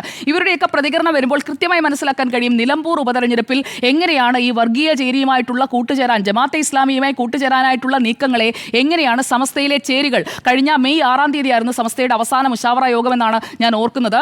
തെറ്റാണെങ്കിൽ നിങ്ങൾക്ക് തിരുത്താം. അന്ന് ഈ ഉമർ ഫൈസി മുക്കത്തിന്റെ ലീഗ് വിരുദ്ധരായി സമസ്തയിൽ തുടരുന്ന ഉമർ ഫൈസി മുക്കത്തിന്റെ ഒക്കെ നേതൃത്വത്തിൽ അദ്ദേഹവും ഒരു 10-12 പേരും ഉണ്ടായിരുന്നു എന്ന് തോന്നുന്നു മുഷാവറയിൽ പങ്കെടുക്കേണ്ട ആളുകൾ. അപ്പോൾ അവരുടെ ഒരു രഹസ്യ യോഗമൊക്കെ ചേരുകയും പിന്നീട് ജിഫ്രി മുത്തുക്കോയ തങ്ങൾ സമസ്തയുടെ അധ്യക്ഷൻ തന്നെ ഈ പ്രശ്നം പരിഹരിച്ചു എന്ന് പറയുകയും ഒക്കെ ചെയ്തത് നമ്മൾ കണ്ടതാണ്. പക്ഷേ ഇവിടെയും ഈ ഒരു വിഭാഗീയതയിലേക്ക് രണ്ട് അഭിപ്രായത്തിലേക്ക് പോകാനുള്ള സാധ്യതയുണ്ടോ എന്നതാണ് നിലമ്പൂരിൽ ഇനി ഞാൻ എന്തായാലും ഉറ്റുനോക്കുന്നത്. അതിനിടയിൽ മുഖ്യമന്ത്രി ഇങ്ങനെ സമസ്തയെ എൻഡോഴ്സ് ചെയ്ത് പറയുമ്പോൾ അതിന്റെ ഗുണഫലം തങ്ങൾക്ക് അനുകൂലമാക്കാൻ വേണ്ടി ജിഫ്രി മുത്തുക്കോയ തങ്ങൾ ഒരു കാര്യം കൂടി ആവശ്യപ്പെട്ടിട്ടുണ്ട് കേട്ടോ. അതുകൂടി പറഞ്ഞ് ഞാൻ അവസാനിപ്പിക്കാം. സ്കൂൾ സമയമാറ്റം അത് ഇപ്പോൾ ഹൈക്കോടതിയുടെ നിർദ്ദേശം അനുസരിച്ച് 220 പ്രവൃത്തി ദിനങ്ങൾ കൊണ്ടുവരണമല്ലോ. അപ്പോൾ ആ സ്കൂൾ സമയമാറ്റം രാവിലെ 9:45 10 മണി എന്നുള്ളത് രാവിലെ 15 മിനിറ്റ് മുന്നോട്ടാക്കി 9:45, വൈകിട്ട് 4 മണി എന്നുള്ളത് 4:15 അങ്ങനെയാണ് ക്രമീകരിച്ചിരിക്കുന്നത്. അതോടൊപ്പം ശനിയാഴ്ചകളിൽ അവധി ഒഴിവാക്കിക്കൊണ്ടൊക്കെയാണ് 220 പ്രവൃത്തി ദിനങ്ങളാക്കുന്നത്. ഹൈക്കോടതിയുടെ നിർദ്ദേശം അനുസരിച്ചാണ് കേട്ടോ. പക്ഷേ അതിന്മേൽ ഇന്ന് മുഖ്യമന്ത്രിക്ക് ഒരു നിവേദനം കൊടുത്തിട്ടുണ്ട്. മതപഠനം നടത്തുന്ന കുട്ടികളെ ബാധിക്കും, അത് തിരുത്തണം എന്ന് പറഞ്ഞുകൊണ്ട് സമസ്ത ഒരു നിവേദനം കൊടുത്തിരിക്കുകയാണ്. അപ്പോൾ സമസ്ത ജനാധിപത്യ രീതിയിൽ പ്രവർത്തിക്കുന്ന സ്വയം നവീകരിച്ചുകൊണ്ടിരിക്കുന്ന ഒരു സംഘടനയാണ് എന്ന് പറയുമ്പോൾ ഈ ഹൈക്കോടതി നിർദ്ദേശപ്രകാരം സംസ്ഥാന സർക്കാർ എല്ലാവർക്കും മതനിരപേക്ഷമായി എടുത്തിരിക്കുന്ന ഈ ഒരു തീരുമാനം തിരുത്താൻ മുഖ്യമന്ത്രി തയ്യാറാകുമോ എന്ന ഒരു ചോദ്യം കൂടി അവിടെ ബാക്കിയുണ്ട്. മതപഠനം നടത്തുന്ന കുട്ടികളെ ബാധിക്കും, അതുകൊണ്ട് ഈ ബുദ്ധിമുട്ട് മാറ്റിത്തരും എന്നാണ് പ്രതീക്ഷിക്കുന്നത് എന്നൊക്കെയാണ് ജിഫ്രി തങ്ങൾ പറഞ്ഞത്. അപ്പോൾ ജിഫ്രി തങ്ങളുടെ പ്രതീക്ഷ ഈ നിലമ്പൂർ ഉപതെരഞ്ഞെടുപ്പ് ഉപതെരഞ്ഞെടുപ്പ് കണക്കാക്കിക്കൊണ്ട് മുഖ്യമന്ത്രി കാക്കുമോ എന്നതുകൂടി അറിയാൻ ഞാൻ ഉറ്റുനോക്കുകയാണ്. എന്തായാലും വിവാദങ്ങൾ ഈ ലാസ്റ്റ് ഫേസിലേക്ക് എത്തുമ്പോൾ ഇനിയും കൂടും. ഇപ്പോഴുള്ള വിവാദങ്ങൾക്ക് കൂടുതൽ മൂർച്ച കൂടും. അതിൽ വലിയ പ്രതികരണങ്ങൾ വരും. ഇതിൽ ലീഗ് എടുത്തിരിക്കുന്നത് കൃത്യമായ ഒരു സ്റ്റാൻഡാണ്. അതുകൂടി പറഞ്ഞ് ഞാൻ അവസാനിപ്പിക്കുകയാണ്. വെൽഫെയർ പാർട്ടിയുമായി UDF എന്ന സംവിധാനം ചർച്ച നടത്തിയിട്ടില്ല. വെൽഫെയർ പാർട്ടിയെ UDFന്റെ അസോസിയേറ്റ് പാർട്ടിയാക്കാൻ വേറെ ആരെങ്കിലും വ്യക്തിപരമായി ചർച്ച നടത്തിയിട്ടുണ്ടെങ്കിൽ അത് അവരുടെ കാര്യമാണ്. അതായത് ചർച്ച നടത്തിയവരുടെ കാര്യമാണ് എന്ന് അർത്ഥശങ്കയ്ക്കിടയില്ലാത്തവണ്ണം ഇന്ന് PK കുഞ്ഞാലിക്കുട്ടി പറഞ്ഞിട്ടുണ്ട്. അതാണ് ലീഗിന്റെ നിലപാട്. അപ്പോൾ ഈ വിവാദങ്ങളിന്മേൽ ഉള്ള പ്രതികരണങ്ങൾ അതൊരു തുടർച്ചയായി തന്നെ അടുത്ത ദിവസങ്ങളിലും ഉണ്ടാകുമെന്നതാണ് എന്റെ അഭിപ്രായം. പിന്തുണ സ്വീകരിക്കാമെന്ന് പറയുകയാണ് PK കുഞ്ഞാലിക്കുട്ടി പറഞ്ഞത്. അത് UDFന്റെ തീരുമാനമാണ് എന്നാണ്. പക്ഷേ ജമാഅത്തെ ഇസ്ലാമിയുടെ ആശയത്തിൽ പരിവർത്തനം വന്നിട്ടുണ്ടോ എന്നുള്ള ചോദ്യത്തിന് പറഞ്ഞു ഇപ്പൊ പറയണ്ട. അത് VD സതീശന്റെ നിലപാടുകളെ തള്ളുകയാണ്. വിവാദങ്ങൾ പല രൂപത്തിൽ വരുന്നു. ആ വിവാദങ്ങൾ പല രീതിയിൽ ഉപയോഗിക്കാൻ മുന്നണികൾ ശ്രമിക്കുന്നു. പക്ഷെ നിർഭാഗ്യവശാൽ പല വിഷയങ്ങളും UDFന് മേലൊരു ബാധ്യതയായിട്ട് വന്ന് വീഴുന്നതാണ് കാണുന്നത്. യഥാർത്ഥത്തിൽ നിലമ്പൂരിലെ ജനകീയ വിഷയങ്ങളും സർക്കാരിൻ്റെ ഭരണവും ഓഡിറ്റ് ചെയ്യപ്പെടേണ്ടിടത്തു നിന്നും ഈ നിലമ്പൂരിലെ വിഷയത്തെ ഈ രീതിയിൽ വിവാദങ്ങളിലേക്ക് വഴിതിരിച്ചു വിട്ടത് ആരാണ് എന്ന് നമുക്കൊന്ന് നോക്കാം. നോക്കൂ, ആദ്യം വിവാദമായിട്ട് വരുന്നത് ആരുടെ സ്റ്റേറ്റ്മെൻറ്റാണ്? KC വേണുഗോപാലിൻ്റെ സ്റ്റേറ്റ്മെൻറ്റാണ്. പെൻഷൻ ഒരു തെരഞ്ഞെടുപ്പ് കൈക്കൂലിയാണ്. പെൻഷൻ കുടിശ്ശിക എന്ന് തന്നെ പറയണം. അതിൽ തെറ്റിദ്ധാരണ ഉണ്ടാവരുത്. പെൻഷൻ കൊടുക്കുന്നതല്ല, പെൻഷൻ്റെ കുടിശ്ശിക കൊടുക്കുന്നത്. ഇപ്പോൾ 2 മാസത്തെ കുടിശ്ശിക മാത്രമാണ് കൊടുത്തത്. യഥാർത്ഥത്തിൽ അത് വിവാദമാക്കേണ്ട ഒരു സാഹചര്യം ഉണ്ടായിരുന്നില്ല. കാരണം ഏതെങ്കിലും തരത്തിൽ ഈ പെൻഷൻ കുടിശ്ശിക കൊടുത്തത് ഈ തെരഞ്ഞെടുപ്പിൽ ഒരു പ്രധാനപ്പെട്ട പ്രചരണ വിഷയമാക്കി മാറ്റാൻ CPM ഉദ്ദേശിച്ചിരുന്നില്ല എന്ന് തന്നെയാണ്. കാര്യം 2 മാസത്തെ പെൻഷൻ കുടിശ്ശികയാണ് വീട്ടിലെത്തുന്നത്. ഈ തെരഞ്ഞെടുപ്പിന് മുൻപ് പ്രഖ്യാപനം വരുന്നതിന് മുൻപാണ് കൊടുത്തത്. അപ്പോൾ തെരഞ്ഞെടുപ്പിലെ ഈ പെൻഷൻ ഒരു തിരിച്ചടിയാകുമെന്ന് ഭയന്ന് KC വേണുഗോപാൽ നടത്തിയ സ്റ്റേറ്റ്മെൻ്റ് ആണോ എന്ന് സംശയിക്കേണ്ടിയിരിക്കുന്നു. അത് വലിയ രീതിയിൽ ചർച്ചാ വിഷയമായി. 62 കുടുംബങ്ങൾക്കാണ് 1600 രൂപ എന്ന നിലയിൽ പെൻഷൻ കിട്ടുന്നത് എന്ന വാസ്തവം നിലവിലിരിക്കെ പെൻഷൻ ഒരു ചർച്ചയായിട്ട് ഉയർത്തിക്കൊണ്ടു വന്നാൽ അത് കോൺഗ്രസ്സുകാർക്കും അറിയാവുന്ന വിഷയമാണ്. അല്ലല്ല, നോക്കൂ, ഗുണഭോക്താക്കൾ കൈക്കൂലി എന്ന് പറഞ്ഞാൽ എന്താണ് സുജയ? കൈക്കൂലി കൊടുത്തു എന്ന് പറഞ്ഞാൽ അത് വാങ്ങിയവരാരായി? അതാണ് ചോദ്യം. ഇവിടെ നോക്കൂ, കൈക്കൂലി കൊടുക്കുന്നത് ആരാണ്? കൈക്കൂലി കൊടുക്കുന്നത് സർക്കാരും കൈക്കൂലി വാങ്ങുന്നത് വോട്ടർമാരും എന്ന അർത്ഥത്തിലല്ലേ വ്യാഖ്യാനിക്കപ്പെടും? കൈക്കൂലി എന്ന വാക്കിന് അർത്ഥം എന്താ? നിങ്ങൾ ബ്രൈബ് കൊടുക്കുന്നയാളും ബ്രൈബ് സ്വീകരിക്കുന്ന ആളും ഒരേപോലെ കൈക്കൂലി എന്ന പദത്തിന്റെ അർത്ഥത്തിൽ വരില്ലേ? നോക്കൂ, ഒന്നാമത് ഈ കുടിശ്ശിക കൊടുക്കുമ്പോൾ ഓണസമ്മാനം, ക്രിസ്മസ് സമ്മാനം എന്ന് പറയുന്നുണ്ടോ? ഇപ്പൊ പറഞ്ഞോ ഇപ്പൊന്നല്ല, ഇപ്പൊ പറഞ്ഞോ, കഴിഞ്ഞ ദിവസം പറഞ്ഞോ എന്നുള്ളല്ലോ. പ്രശ്നമുണ്ട്. കുടിശ്ശിക കൊടുക്കുമ്പോൾ അതൊരു സമ്മാനം എന്ന മട്ടിൽ അവതരിപ്പിക്കുക. കുടിശ്ശികയാണ് കൊടുക്കുന്നത്, കൊടുക്കാനുള്ളതാണ്, അത് അവരുടെ അവകാശമാണ് എന്ന് മാറ്റി കോടതിയിൽ പോലും അത് അവകാശമല്ല എന്നാണ് പറഞ്ഞിട്ടുള്ളത്. അപ്പോൾ അങ്ങനെ എടുക്കുന്ന സമീപനം, തെരഞ്ഞെടുപ്പ് ഘട്ടങ്ങളിൽ ഏതെങ്കിലും ഒരു വിഷയത്തിൽ ഇത് ഈ തെരഞ്ഞെടുപ്പിന്റെ സമ്മാനമാണെന്നോ ഈ കഴിഞ്ഞ പുതുവർഷ സമ്മാനമാണെന്നോ എന്നും പറഞ്ഞൊന്നും ഈ കഴിഞ്ഞ 2 മാസത്തിനുള്ളിൽ ഒരു പ്രചരണവും നമ്മുടെ മുന്നിലില്ല. അതായത് നിലവിൽ അങ്ങനൊരു വിഷയം ചർച്ച ചെയ്യപ്പെടാത്ത സാഹചര്യത്തിലാണ് കൈക്കൂലി എന്നൊരു പദപ്രയോഗം നടത്തുന്നത്. ആ കൈക്കൂലി എന്ന പദപ്രയോഗത്തിൻ്റെ അർത്ഥം എന്താണ് സ്മൃതി? കൈക്കൂലി എന്ന് പറഞ്ഞാൽ ഇവിടെ കൊടുക്കുന്നത് ആരാ? സർക്കാർ. അപ്പോൾ വാങ്ങുന്നവരാരായി? ആ കൈക്കൂലി വാങ്ങി തങ്ങളുടെ രാഷ്ട്രീയ അവകാശം വിനിയോഗിക്കുന്നവർ വോട്ടർമാരായിട്ട് മാറിയില്ലേ? കേരളത്തിലെ വോട്ടർമാരെ ആ രീതിയിൽ നമുക്ക് കാണാൻ കഴിയുമോ? അപ്പോൾ നമ്മൾ ഒരു അധിക്ഷേപിച്ചുകൊണ്ടല്ല അത്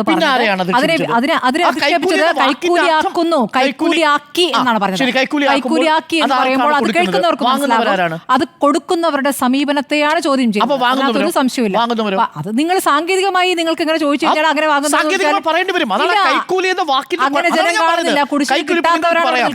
സമ്മാനമായി കൊടുക്കുന്നത് വഴി തെരഞ്ഞെടുപ്പിലെ യഥാർത്ഥ വിഷയങ്ങളിൽ നിന്ന് വഴിതിരിച്ചു വിടാൻ ശ്രമം നടത്തുന്നു എന്ന് പറഞ്ഞാൽ എനിക്ക് മനസ്സിലാവും. അതൊരു പൊളിറ്റിക്കൽ സ്റ്റേറ്റ്മെൻറ്റാണ്. പക്ഷേ കൈക്കൂലി എന്ന പദം ഉപയോഗിക്കുമ്പോൾ സ്മൃതി, കൈക്കൂലി കൊടുക്കുന്നയാളേക്കാൾ അപകടകരമാണ് കൈക്കൂലി വാങ്ങുന്നയാളുടെ അവസ്ഥ. വിജിലൻസ് കേസ് വരുന്നത് കൈക്കൂലി വാങ്ങുന്നവർക്കെതിരെ ആദ്യം, അതിനുശേഷമാണ് കൈക്കൂലി കൊടുക്കുന്നവർക്കെതിരെ നടപടി ഉണ്ടാവണോ വേണ്ടയോ എന്ന് തീരുമാനിക്കുന്നത്. അതല്ലേ നമ്മുടെ നാട്ടിലെ രീതി. അപ്പോൾ രീതിയൊന്നും നമ്മൾ ആ വിഷയത്തിൽ കാണണമല്ലോ. കൈക്കൂലി എന്ന് പറയുന്നത് പദപ്രയോഗങ്ങൾ, ഞാൻ അതാ പറഞ്ഞത്, വിവാദം വരുന്ന വഴിയാണ് ഞാൻ ഈ പറഞ്ഞത്. ആ പദമാണ് പ്രശ്നം. കൈക്കൂലി എന്ന പദം അതിലേക്ക് കൂട്ടിച്ചേർത്താണ് അപകടം. ആ സ്പീച്ചിൽ KC വേണുഗോപാലിന്റെ പ്രസംഗത്തിൽ വന്യജീവി വിഷയത്തെക്കുറിച്ച് മുഖ്യമന്ത്രിയുടെ മലപ്പുറം പരാമർശം കൈക്കൂലിയിൽ കയറി പിടിച്ചത് മലപ്പുറം പരാമർശം ഹൈഡ് ചെയ്യാനാണ്. കൈക്കൂലി എന്ന് പറയുന്നത് 62 ലക്ഷത്തോളം വരുന്ന നമ്മളുടെ വീടുകളിൽ ഈ സാമൂഹ്യക്ഷേമ പെൻഷൻ വാങ്ങുന്ന ആളുകളെ അധിക്ഷേപിക്കുന്നതാണെന്ന് പറഞ്ഞാൽ നിങ്ങൾ എങ്ങനെ പിടിച്ചു നിൽക്കും? കാര്യം കൈക്കൂലി എന്ന വാക്ക് അത് അതിന്റെ വാക്ക് UDF-ന്റെ പുറത്ത് വന്ന് വീണില്ലേ? വിശദീകരിച്ചല്ലോ. എങ്ങനെ വിശദീകരിക്കും? വിശദീകരിച്ച് പൊളിഞ്ഞു പോയില്ലേ? ഇപ്പോൾ ഓരോ ദിവസവും വട്ടം കൂടി ഇരുന്ന് വിശദീകരിക്കുക. ഓരോ നിമിഷത്തിൽ വട്ടം കൂടി ഇരുന്ന് വിശദീകരണത്തിൽ എല്ലാം പൊളിഞ്ഞ് താഴെ പോവാം. ഒന്നാമത്തെ കാര്യം 1200 രൂപ പെൻഷൻ UDF ആക്കി എന്ന് ഉമ്മൻചാണ്ടി സർക്കാർ, ഞാൻ പറഞ്ഞു തുടങ്ങിയിട്ടേ ഉള്ളൂ. UDF-ന്റെ കാലത്ത്, ഉമ്മൻചാണ്ടി സർക്കാരിന്റെ കാലത്ത് 1200 രൂപയാക്കി എന്ന് പറയുന്നു. എന്നാൽ തൊട്ടടുത്ത തെരഞ്ഞെടുപ്പ് വരുന്ന സമയത്ത് 1000 രൂപയാക്കുമെന്ന് പ്രകടന പത്രികയിൽ കുറിക്കുന്നു. ഈ വൈരുദ്ധ്യം എന്താ അവർ കാണാതെ പോകുന്നത്? ഇതൊക്കെ ചർച്ചയാവുന്നത് എങ്ങനെയാ? 1200 രൂപയാക്കി വർദ്ധിപ്പിച്ച വിഷയം കേരള സമൂഹം ചർച്ച ചെയ്യുന്നത് എങ്ങനെയാ? കർഷക തൊഴിലാളി പെൻഷൻ കൊടുത്തു തുടങ്ങിയത് 1980-ലാണെന്ന് പറയുന്ന ചർച്ച എങ്ങനെയാ? ആർ ശങ്കറിന്റെ കാലത്ത് വാർദ്ധക്യ പെൻഷനും വിധവാ പെൻഷനും കൊടുത്തു എന്ന് പറയുന്നു. ആ ആർ ശങ്കറിന്റെ സർക്കാരിനെ 2 വർഷം കഴിഞ്ഞപ്പോൾ നിലത്ത് ഇട്ടതാരാ? ഇതൊക്കെ ചർച്ച ചെയ്യപ്പെടുന്ന ഒരു സാഹചര്യത്തിലേക്ക് എത്തിച്ചതെന്താ? ഈ വിഷയമാണ് ഞാൻ പറഞ്ഞല്ലോ, അനാവശ്യമായി പെൻഷൻ വിഷയം എത്രത്തോളം ആ മണ്ഡലത്തിൽ ചർച്ച ചെയ്യപ്പെടുന്നുണ്ടോ? പെൻഷൻ എന്ന് തുടങ്ങുമ്പോൾ നിങ്ങളല്ല പെൻഷൻ തുടങ്ങിയത്. അതാണ് ചർച്ചാ വിഷയമാകേണ്ട അല്ല എന്നാണ് ഞാൻ പറഞ്ഞത്. പെൻഷന്റെ കാര്യത്തിൽ അതാണ്, പെൻഷൻ കൈക്കൂലിയാണ് എന്ന് പറയുന്നിടത്ത് UDF-ന് പിഴച്ചു. അത് KC വേണുഗോപാലിന് പിഴച്ചു. അതുകൊണ്ടാണ് ഇത്രയും ചർച്ചാ വിഷയമാകുന്നത്. പെൻഷൻ വിഷയത്തിൽ നോക്കൂ സുജയ, എത്ര നിങ്ങൾ രക്ഷിക്കാൻ ശ്രമിച്ചാലും കൈക്കൂലി എന്ന പദത്തിന്റെ അർത്ഥത്തിൽ എനിക്ക് പറയൂ സുജയ, പറയൂ കൈക്കൂലി എന്ന് പറഞ്ഞാൽ എന്താ? കൈക്കൂലി എന്ന് പറഞ്ഞാൽ ബ്രൈബ്. അത് കൊടുക്കുന്നയാൾക്കും വാങ്ങുന്നയാൾക്കും പ്രശ്നമുള്ളതാണ്. ആർക്കാണ് അതിന്റെ ഉത്തരവാദിത്വം? അപ്പോ KC വേണുഗോപാൽ ഞാൻ താങ്കൾക്ക് കൈക്കൂലി തന്നു എന്ന് പറഞ്ഞാൽ ഒരു നിമിഷം ആണല്ലോ. അപ്പൊ ആകട്ടെ, ഞാൻ കൈക്കൂലി തന്നു എന്ന് കരുതുക. അങ്ങനെ തന്നാൽ താങ്കൾ കൈക്കൂലിക്കാരൻ. ഞാനാണോ കൈക്കൂലിക്കാരൻ? താങ്കൾ തരാൻ ശ്രമിച്ചു. തരുന്ന ഞാനാണോ കൈക്കൂലിക്കാരൻ? വാങ്ങുന്ന താങ്കളാണോ കൈക്കൂലിക്കാരൻ? താങ്കളല്ലേ തരുന്നത്. അപ്പൊ തരുന്ന ഞാനാണോ കൈക്കൂലിക്കാരൻ? വില്ലേജ് ഓഫീസർക്ക് കൈക്കൂലി കൊടുത്തു എന്ന് പറഞ്ഞാൽ വില്ലേജ് ഓഫീസർക്ക് കൈക്കൂലി കൊടുത്ത സാധാരണക്കാരനാണോ കൈക്കൂലിക്കാരൻ? അല്ല, ഇവിടെ സർക്കാരാണ് പറഞ്ഞത്. വിജിലൻസ് ആർക്കെതിരെ കേസ് എടുക്കുക? ഇവിടെ സർക്കാരാണ് പറഞ്ഞത്. നിങ്ങൾ എന്ത് പറഞ്ഞാലും കൈക്കൂലി എന്ന പദത്തിന്റെ നിങ്ങൾ എന്തിനാണ് ഇങ്ങനെ അനാവശ്യമായി തർക്കിക്കുന്നത്? കൈക്കൂലിയുടെ അർത്ഥം എന്താണെന്ന് പറയൂ. കൈക്കൂലിയെ താങ്കൾ മനസ്സിലാക്കിയിരിക്കുന്നത് എങ്ങനെയാ? അത് വാങ്ങുന്നയാൾ കൈക്കൂലിക്കാരനാണോ അല്ലയോ? നിയമപരമല്ലാത്ത കാര്യങ്ങൾ നേടിയെടുക്കുന്നതിന് വേണ്ടി കൊടുക്കുന്ന ആ പണമിടപാടിനെയാണ് കൈക്കൂലി എന്നാണ് ഞാൻ മനസ്സിലാക്കിയത്. അങ്ങനെയാണെങ്കിൽ ആ കൈക്കൂലി വാങ്ങുന്നയാൾ, ശരി ആയിക്കോട്ടെ, കൈക്കൂലി വാങ്ങുന്നയാൾ കുറ്റക്കാരനാണോ അല്ലയോ? ഇന്ത്യൻ നിയമവ്യവസ്ഥ പ്രകാരം കുറ്റക്കാരനാണ്. അപ്പം ഇവിടെ കൈക്കൂലി വാങ്ങുന്നതാരാ? പെൻഷൻ വാങ്ങുന്നതാരാ? KC വേണുഗോപാൽ ഇനി ചർച്ച പോലെ ആ വാക്കിനർത്ഥം സുജയെ ഡിഫൈൻ ചെയ്ത് കഴിഞ്ഞു. കൈക്കൂലി വാങ്ങുന്നയാൾ കുറ്റക്കാരനാണെങ്കിൽ ഇവിടെ ആക്ഷേപിച്ചിരിക്കുന്നത് ആ പെൻഷൻ വാങ്ങുന്ന 62 ലക്ഷം ആളുകളെയാണ് എന്ന വ്യാഖ്യാനം. അതിലെനിക്കൊരു കണ്ടൻഷൻ. അതായത് എന്റെ വിയോജിപ്പ് എന്ന് പറഞ്ഞു കഴിഞ്ഞാൽ KC വേണുഗോപാൽ പറഞ്ഞത് ഉമ്മൻചാണ്ടി സർക്കാരിന്റെ കാലത്ത് പെൻഷൻ കൊടുത്തതിനെ കുറിച്ചും ഈ പെൻഷനെ കുറിച്ചും ഒക്കെ പറഞ്ഞു വന്നതിന്റെ തുടർച്ചയായിട്ടാണ് ഇവിടെ തെരഞ്ഞെടുപ്പ് കാലത്ത് ലോക്സഭാ തെരഞ്ഞെടുപ്പിന് തൊട്ട് മുൻപ് കുടിശ്ശികയുണ്ട് ഗഡുക്കൾ എടുത്ത് കൊടുക്കുന്നു. അങ്ങനെ കൊടുത്തിട്ടുണ്ട് എന്ന് പറയുന്നു. അതോടൊപ്പം തന്നെ ഈ തെരഞ്ഞെടുപ്പ് അനൗൺസ് ചെയ്യുന്നതിന് തൊട്ട് മുൻപ് കൊടുത്തതിനെയും വെച്ചുകൊണ്ട് അത് പറഞ്ഞു പോവുകയാണ് ചെയ്തത്. അപ്പോൾ കൈക്കൂലി പോലെ ആക്കാൻ ശ്രമിക്കുന്ന, കൈക്കൂലി പോലെ, അതായത്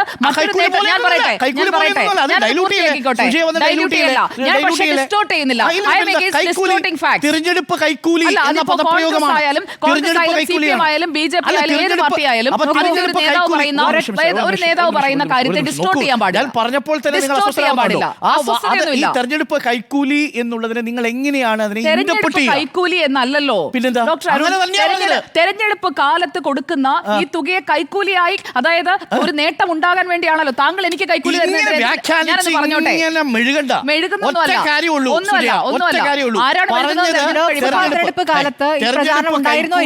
പെൻഷൻ മാറ്റിയിരിക്കുന്നു എന്നാണ് KC വേണുഗോപാൽ പറഞ്ഞതെങ്കിൽ കൈക്കൂലി കൊടുക്കുന്ന പെൻഷൻ വിഷയം ഉന്നയിച്ചിരുന്നോ ഇല്ലയോ? പ്രധാനപ്പെട്ട 2500 ആക്കാൻ വേണ്ടിയാണ് മാനിഫെസ്റ്റോയിൽ പറഞ്ഞിരിക്കുന്നത്. അത് 1500 ആക്കി മാറ്റി. 600 നിന്ന് 600 രൂപയിൽ നിന്ന് 1600 രൂപയാക്കി പെൻഷൻ വർദ്ധിപ്പിച്ചത് ഇടത് സർക്കാർ. 32 ലക്ഷം പെൻഷൻ ഉപഭോക്താക്കളിൽ നിന്ന് 62 ലക്ഷമാക്കി വർദ്ധിപ്പിച്ചത് ഇടത് സർക്കാർ. അത് ഇടത് സർക്കാരിന് അവരുടെ തെരഞ്ഞെടുപ്പ് കാലത്ത് ഉപയോഗിക്കാൻ പറ്റുന്ന പ്രധാനപ്പെട്ട പ്രചരണ വിഷയമാണെന്നേ. അതിനകത്ത് UDF-ന് തിരിച്ചു പറയാനുള്ളത് പെൻഷൻ കൈക്കൂലിയല്ല അവകാശമാണെന്ന മുദ്രാവാക്യവുമായി ഈ KC-യുടെ പ്രസംഗത്തിന് ശേഷം പെൻഷൻ ഗുണഭോക്താക്കളുടെ കൂട്ടായ്മ വിളിച്ചു ചേർത്തത് ഇടത് സർക്കാർ ആണ്. പെൻഷൻ അവകാശമല്ല എന്ന് പറഞ്ഞത് സാങ്കേതിക അങ്ങനെയാണ്. നിങ്ങൾക്ക് പെൻഷൻ എങ്ങനെ മൗലിക അവകാശമാണ് സാങ്കേതികമായി അവിടെ പറയുന്നത്? അപ്പൊ കോടതിയിൽ നിങ്ങൾ എന്താ പറയാ? കോടതിയിൽ പെൻഷൻ നിങ്ങൾ മൗലിക അവകാശമാണെന്ന് എവിടെയാ പറയുന്നത്? ഏത് നിയമപ്രകാരം? പെൻഷൻ, ക്ഷേമ പെൻഷനുകളടക്കം സോഷ്യൽ സെക്യൂരിറ്റിയുടെ ഭാഗമായി കൊടുക്കുന്നതാണ്. ഇതാണ് സ്മൃതി. സാങ്കേതികമായി നമ്മൾ സംസാരിക്കുമ്പോൾ സാങ്കേതികമായി വ്യക്തതയോടുകൂടി സംസാരിക്കൂ. കോടതിയിൽ നിങ്ങൾ കൊടുക്കുകയാണ്. കോടതി ചോദിക്കുന്നു, ക്ഷേമ പെൻഷൻ എന്നുള്ളത് ഇന്ത്യയിലെ പൗരന്മാരുടെ അവകാശമാണെന്നോ? അവകാശമാണെന്ന് ഹൈക്കോടതി വിധി വന്നാൽ എന്തായിരിക്കും അവസ്ഥ?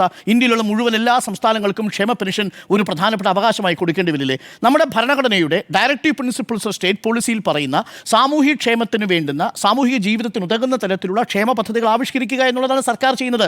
അത് വ്യക്തിപരമായ അവകാശമല്ല, അത് ഡയറക്റ്റീവ് പ്രിൻസിപ്പിൾസ് ഓഫ് സ്റ്റേറ്റ് പോളിസിയുടെ ഭാഗമായിട്ട് വരുന്നതാണ്. അതാണ് അതിൻ്റെ സാങ്കേതികമായിട്ടുള്ള ഉത്തരം. ഇനി ഇപ്പോഴും നിങ്ങൾക്ക് രണ്ടുപേർക്കും കൈക്കൂലി എന്ന് പറയുന്നതിൻ്റെ കാര്യത്തിലുള്ള വ്യക്തത വരുത്താൻ സാധിച്ചിട്ടില്ല. കൈക്കൂലി ഒരേപോലെ കൊടുക്കുന്നയാളും കുറ്റക്കാരാണ്, വാങ്ങുന്നയാളും കുറ്റക്കാരാണെങ്കിൽ 62 ലക്ഷത്തോളം വരുന്ന ഈ പെൻഷൻ ഉപഭോക്താക്കളെ കൂടിയാണ് കൈക്കൂലിയുടെ പേരിൽ അധിക്ഷേപിച്ചിരിക്കുന്നത് എന്ന വാദം നിലനിൽക്കും. അതാണ് ഞാൻ പറഞ്ഞത്. അനാവശ്യമായ അങ്ങനെ ഒരു പദപ്രയോഗം അതിലേക്ക് കൂട്ടിച്ചേർത്തു. അത് സാങ്കേതികമായി വന്ന പിഴവാണ്. അത് ഈ തെരഞ്ഞെടുപ്പ് ക്യാമ്പയിനിൽ UDF എങ്ങനെ ബാധിക്കുമെന്നുള്ളത് കണ്ടറിയണം. That is number 1. Number 2, Malappuram വിഷയം എടുത്തിട്ടു. മലപ്പുറം വിഷയം എടുത്തിടേണ്ട സാഹചര്യം എന്താ ഇവിടെ? ഇപ്പോൾ നിലമ്പൂർ വിഷയത്തിൽ കഴിഞ്ഞ 2 മാസമായി, 3 മാസമായി, 4 മാസമായി മലപ്പുറം വിഷയം ചർച്ച ചെയ്യപ്പെടുന്ന ഒരു സാഹചര്യമുണ്ടോ? ആ മലപ്പുറം വിഷയം ചർച്ച ചെയ്യാൻ വേണ്ടി മലപ്പുറം വന്നപ്പോൾ ഒടുവിൽ തിരിച്ചടിച്ചത് എങ്ങനെയാണ്? പോസ്റ്റ്മോർട്ടം നടത്തി വന്ന സമയത്ത് എങ്ങനെയാ വന്നത്? നിങ്ങൾ എങ്ങനെയാ പോസ്റ്റ്മോർട്ടം നടത്തിയപ്പോൾ തിരിച്ചു വന്നത്? മലപ്പുറം ജില്ലയുടെ രൂപീകരണത്തിന് തന്നെ എതിര് നിന്ന നേതാവിൻ്റെ മകനാണ് അവിടെ മത്സരിക്കുന്നത് എന്ന നിലയിലല്ലേ പ്രചരണം വന്നത്? അപ്പോൾ രണ്ടാമത്തെ വിവാദവും ആ അർത്ഥത്തിൽ UDF തിരിച്ചടിയായി.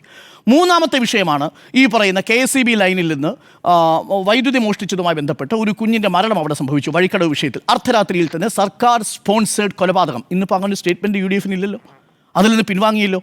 അതെന്താ കാരണം? അതിൻ്റെ കൊലപാതകയെ പിടിച്ചപ്പോൾ, അതിൻ്റെ ക്രിമിനലിനെ പിടിച്ചപ്പോൾ വിനീഷ് എന്ന് പറയുന്ന ആളുടെ രാഷ്ട്രീയ ബന്ധം അവിടെ ചർച്ച ചെയ്യപ്പെട്ടു. എനിക്ക് വ്യക്തമായിട്ട് അറിയില്ല അയാൾ അവിടുത്തെ ബൂത്ത് കമ്മിറ്റി അംഗമാണെന്ന്. പക്ഷേ അവിടെ ആരോപണമുണ്ട് ബൂത്ത് കമ്മിറ്റി അംഗമാണ്, മറിച്ചൊന്ന് തെളിയിക്കാൻ അവിടെ ആർക്കും സാധിച്ചിട്ടുമില്ല. പക്ഷേ അതിലൊരു ക്ലാരിറ്റി അതിലെനിക്ക് എൻ്റെ ചർച്ചയിൽ ഞാൻ പറഞ്ഞതിലൊരു ക്ലാരിറ്റി കൂടി നമ്മൾ പറഞ്ഞു പോകുമ്പോൾ വസ്തുതാപരമായിട്ട് പറഞ്ഞു പോകണം. ഞാൻ വഴിക്കടവ് പഞ്ചായത്തിനെ കുറിച്ച് പറഞ്ഞപ്പോൾ വഴിക്കടവ് പഞ്ചായത്തിൽ പന്നികളെ വെടിവെച്ച് കൊന്നിട്ടില്ല എന്ന് പറഞ്ഞു. ആ വാദം തെറ്റാണ് എന്ന് ചില കോൺഗ്രസിലെ നേതാക്കൾ എനിക്ക് മെസ്സേജ് അയച്ചിട്ടുണ്ട്. ആ മെസ്സേജ് ഞാൻ പരിശോധിച്ചു. വഴിക്കടവ് പഞ്ചായത്തിലെ ഒരു ഉത്തരവ് എൻ്റെ കയ്യിൽ കിട്ടിയിട്ടുണ്ട്. 81 പന്നികളെ അവിടെ ഗഫൂർ എന്ന് പറയുന്ന ഒരാൾ വെടിവെച്ച് കൊന്നിട്ടുണ്ട്. പക്ഷേ 81,000 രൂപ കുടിശ്ശികയുണ്ട്.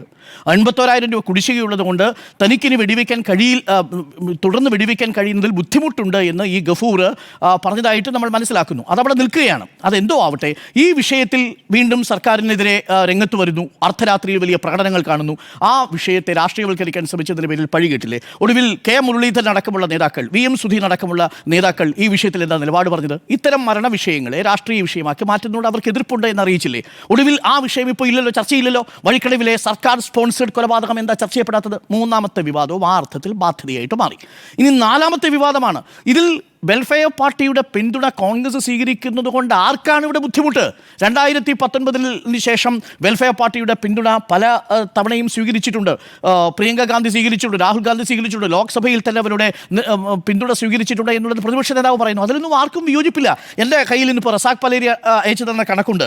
കേരളത്തിലെ LDF എത്ര മണ്ഡലങ്ങളിൽ, മലപ്പുറത്ത് മാത്രം 23 പഞ്ചായത്തുകളിൽ പിന്തുണ കൊടുത്തിട്ടുണ്ട് എന്നുള്ളതാണ്. ആ പിന്തുണയൊക്കെ പ്രാദേശികാടിസ്ഥാനത്തിൽ LDF വാങ്ങിയിട്ടുണ്ട്. തലശ്ശേരി അടക്കമുള്ള മുനിസിപ്പാലിറ്റി UDF വാങ്ങിയിട്ടുണ്ട്. അവിടെ 2 കൗൺസിലർമാരെ വിജയിപ്പിച്ചത് ഇതേ വെൽഫെയർ പാർട്ടിയുടെ ജമാഅത്തെ ഇസ്ലാമിയുടെ പിന്തുണയോട് കൂടിയാണ്. പക്ഷേ അതല്ലല്ലോ വിഷയം. ജമാഅത്തെ ഇസ്ലാമിയുടെ രാഷ്ട്രീയ ആശയം മാറിയിട്ടുണ്ട് എന്ന് പറയുമ്പോൾ എന്താണ് VD സതീശൻ പറഞ്ഞത്? ജമാഅത്തെ ഇസ്ലാമി വർഗീയ ശക്തികളാണ് എന്ന് ഞങ്ങൾ പറഞ്ഞിട്ടില്ല എന്നാണ്. അങ്ങനെയല്ലല്ലോ. 2010 അതായത് ഈ വെൽഫെയർ പാർട്ടി രൂപീകരിക്കുന്നതിന് 1 വർഷം മുമ്പ് മാതൃഭൂമിയിൽ PK കുഞ്ഞാലിക്കുട്ടിയുടേതായിട്ട് വന്ന ഒരു സ്റ്റേറ്റ്മെൻറ്റ് ഞാൻ വായിക്കാം. ഇപ്പോൾ അവർ രാഷ്ട്രീയത്തിലിറങ്ങാൻ തീരുമാനിച്ച സാഹചര്യത്തിൽ ഇനി യാതൊരു ചർച്ചയ്ക്കും ലീഗ് ഇല്ല എന്നാണ് പറയുന്നത്. മതരാഷ്ട്രവാദത്തെ പിന്തുണയ്ക്കുന്ന ജമാഅത്തെ ഇസ്ലാമിയുമായി മതേതര പാർട്ടിയായ മുസ്ലിം ലീഗിന് യോജിക്കാനാവില്ല. എടുത്ത നിലപാടെന്താണെന്നറിയാമോ? 2010 മാതൃഭൂമിയിൽ 21/5/2010 മാതൃഭൂമി വാർത്തയാണ്. അന്ന് യോജിക്കാൻ കഴിയാത്ത ലീഗിനും UDF ഇന്ന് എങ്ങനെയാണ് ഈ മതരാഷ്ട്രവാദത്തിൽ നിന്ന് മതേതരവാദികളായി ജമാഅത്തെ ഇസ്ലാമി മാറി എന്ന നിലപാടിലേക്ക് എത്താൻ കഴിയുക എന്നതാണ് എൻ്റെ ആദ്യത്തെ ചോദ്യം. അതിനുള്ള മറുപടി പറയേണ്ടത് ഒരേ സമയം ലീഗും അതേസമയം കോൺഗ്രസുമാണ്. പക്ഷേ ലീഗ് ഇന്നത് വളരെ വ്യക്തമായി ആ കാര്യത്തിൽ മറുപടി പറയാതെ ഒഴിഞ്ഞു മാറുകയാണ് ചെയ്യുന്നത്. PK കുഞ്ഞാലിക്കുട്ടിയോട് ചോദിക്കുന്ന സമയത്ത് PK കുഞ്ഞാലിക്കുട്ടി പറയുന്നത് അത് പിന്നീട് ചർച്ച ചെയ്യാമെന്ന് പറയുമ്പോൾ ലീഗിന് അങ്ങനെ ഒരു അഭിപ്രായം ഇല്ല എന്നാണ് മനസ്സിലാക്കുന്നത്. ലീഗ് അങ്ങനെ ഒരു അഭിപ്രായം എടുത്താൽ സാദിഖ് അലി ശിഹാബ് തങ്ങളെ 2025 ജനുവരി 5 കോഴിക്കോട്ട് വെച്ച് ഇറക്കിയ പ്രസ്താവനയിൽ മുസ്ലിം ലീഗ് ജമാഅത്തെ ഇസ്ലാമി ബന്ധം മുഹമ്മദ് അലി ശിഹാബ് തങ്ങളുടെ കാലത്തെ ഉള്ളതാണെന്ന് പറഞ്ഞ് അത് വലിയ പഴയകാലം മുതൽ നേരത്തെയുള്ള ബന്ധമാണ്, ദീർഘകാല ബന്ധമുണ്ട് എന്ന് സാദിഖ് അലി ശിഹാബ് തങ്ങൾ പറയുകയും പിന്നീട് സമസ്തയിൽ ജഫ്രി മുത്തുക്കോയ തങ്ങൾ അടക്കമുള്ളവർ വിയോജിപ്പ് രേഖപ്പെടുത്തുകയും ഒരു കാരണവശാലും സമസ്തയ്ക്ക് അതിനോട് യോജിച്ചു പോകാൻ കഴിയുകയില്ല എന്നുള്ളതുമാണ് മനസ്സിലാക്കേണ്ടത്. ഇപ്പോൾ നമ്മൾ എത്തി നിൽക്കുന്ന നാലാമത്തെ പ്രധാനപ്പെട്ട വിവാദ പോയിന്റാണല്ലോ ഇത്. ഇവിടെ അതിനുശേഷം 2011 വെൽഫെയർ പാർട്ടി രൂപീകരിച്ചതിനു ശേഷം ജമാഅത്തെ ഇസ്ലാമി തങ്ങളുടെ പ്രധാനപ്പെട്ട ആശയത്തിൽ നിന്ന് ഹുക്കുമത്ത് ഇലാഹി എന്ന ആശയത്തിൽ നിന്ന് മാറിയിട്ടുണ്ടോ എന്നുള്ളതാണ് ചോദ്യം. ഞാൻ ഇവരുടെ ഭരണഘടനയൊന്ന് പരിശോധിച്ചു. ഇവരുടെ ഒബ്ജക്റ്റീവ് പരിശോധിക്കുന്ന സമയത്ത് നമുക്ക് ഹുക്കുമത്ത് ഇലാഹി എന്ന ഒരു സ്റ്റേറ്റ്മെന്റ് അതിൽ കാണാൻ കഴിയുന്നില്ല. പകരം കാണാൻ കഴിയുന്നത് ഇഖാമത്തുദ്ദീൻ എന്നുള്ളതാണ്. എന്താണ് ഇഖാമത്തുദ്ദീൻ എന്ന് പറയുന്നത്? ഇഖാമത്തുദ്ദീൻ എന്ന് പറയുന്നത് ഇസ്ലാമിക ജീവിത രീതി സ്ഥാപിക്കുകയും ഇസ്ലാമിക ജീവിത രീതി ഉയർത്തിപ്പിടിക്കുകയും ചെയ്യുന്ന ദൈവ സന്ദേശം, അതിനാണ് അവർ പ്രാമുഖ്യം കൊടുക്കുന്നത് എന്നുള്ളതാണ്. അപ്പോൾ ഞാനിത് പരിശോധിച്ചു. ഇത് യഥാർത്ഥത്തിൽ ഹുക്കുമത്ത് ഇലാഹി എന്നുള്ള അവരുടെ മൗദൂദിയൻ ആശയങ്ങളുമായി ചേർന്ന് പോകുന്നതാണോ? പല ലേഖനങ്ങളും പല ചിന്തകരും ആവർത്തിച്ചു പറയുന്നത് ഹുക്കുമത്ത് ഇലാഹിയും ഈ പറയുന്ന ദീനും തമ്മിൽ, ഇഖ്മത്തി ദീനും തമ്മിൽ ഒരു വ്യത്യാസവുമില്ല. ആശയപരമായി ഇത് രണ്ടും ഒന്നു തന്നെയാണ്. ആ പേര് മാറ്റുകയാണ് ചെയ്തത്. കാര്യം എന്താ? ഹുക്കുമത്തി ദീൻ പറയുന്നത് ദൈവത്തിന്റെ ഭൂമിയിൽ ദൈവത്തിന്റെ ഭരണം എന്നുള്ള ആശയമാണ് വരുന്നത്. മറ്റതങ്ങനല്ല. ഉത്തമമായ ഒരു സാമൂഹിക വ്യവസ്ഥ സ്ഥാപിക്കുക. എങ്ങനെയാണ് അത് സ്ഥാപിക്കുക? ഇസ്ലാമിക ജീവിത രീതി സ്ഥാപിക്കുകയും, ഈ സ്ഥാപിക്കുക എന്ന് പറയുന്നിടത്താണ് പ്രശ്നം. അതെങ്ങനെയാണ് നിങ്ങൾക്ക് സ്ഥാപിക്കാൻ കഴിയുക? അതിന് ഞാനൊരു ഉദാഹരണം പറയാം. അവിടെയാണ് വി ഡി സതീശൻ മറുപടി പറയേണ്ടത്, കോൺഗ്രസ് മറുപടി പറയേണ്ടത്.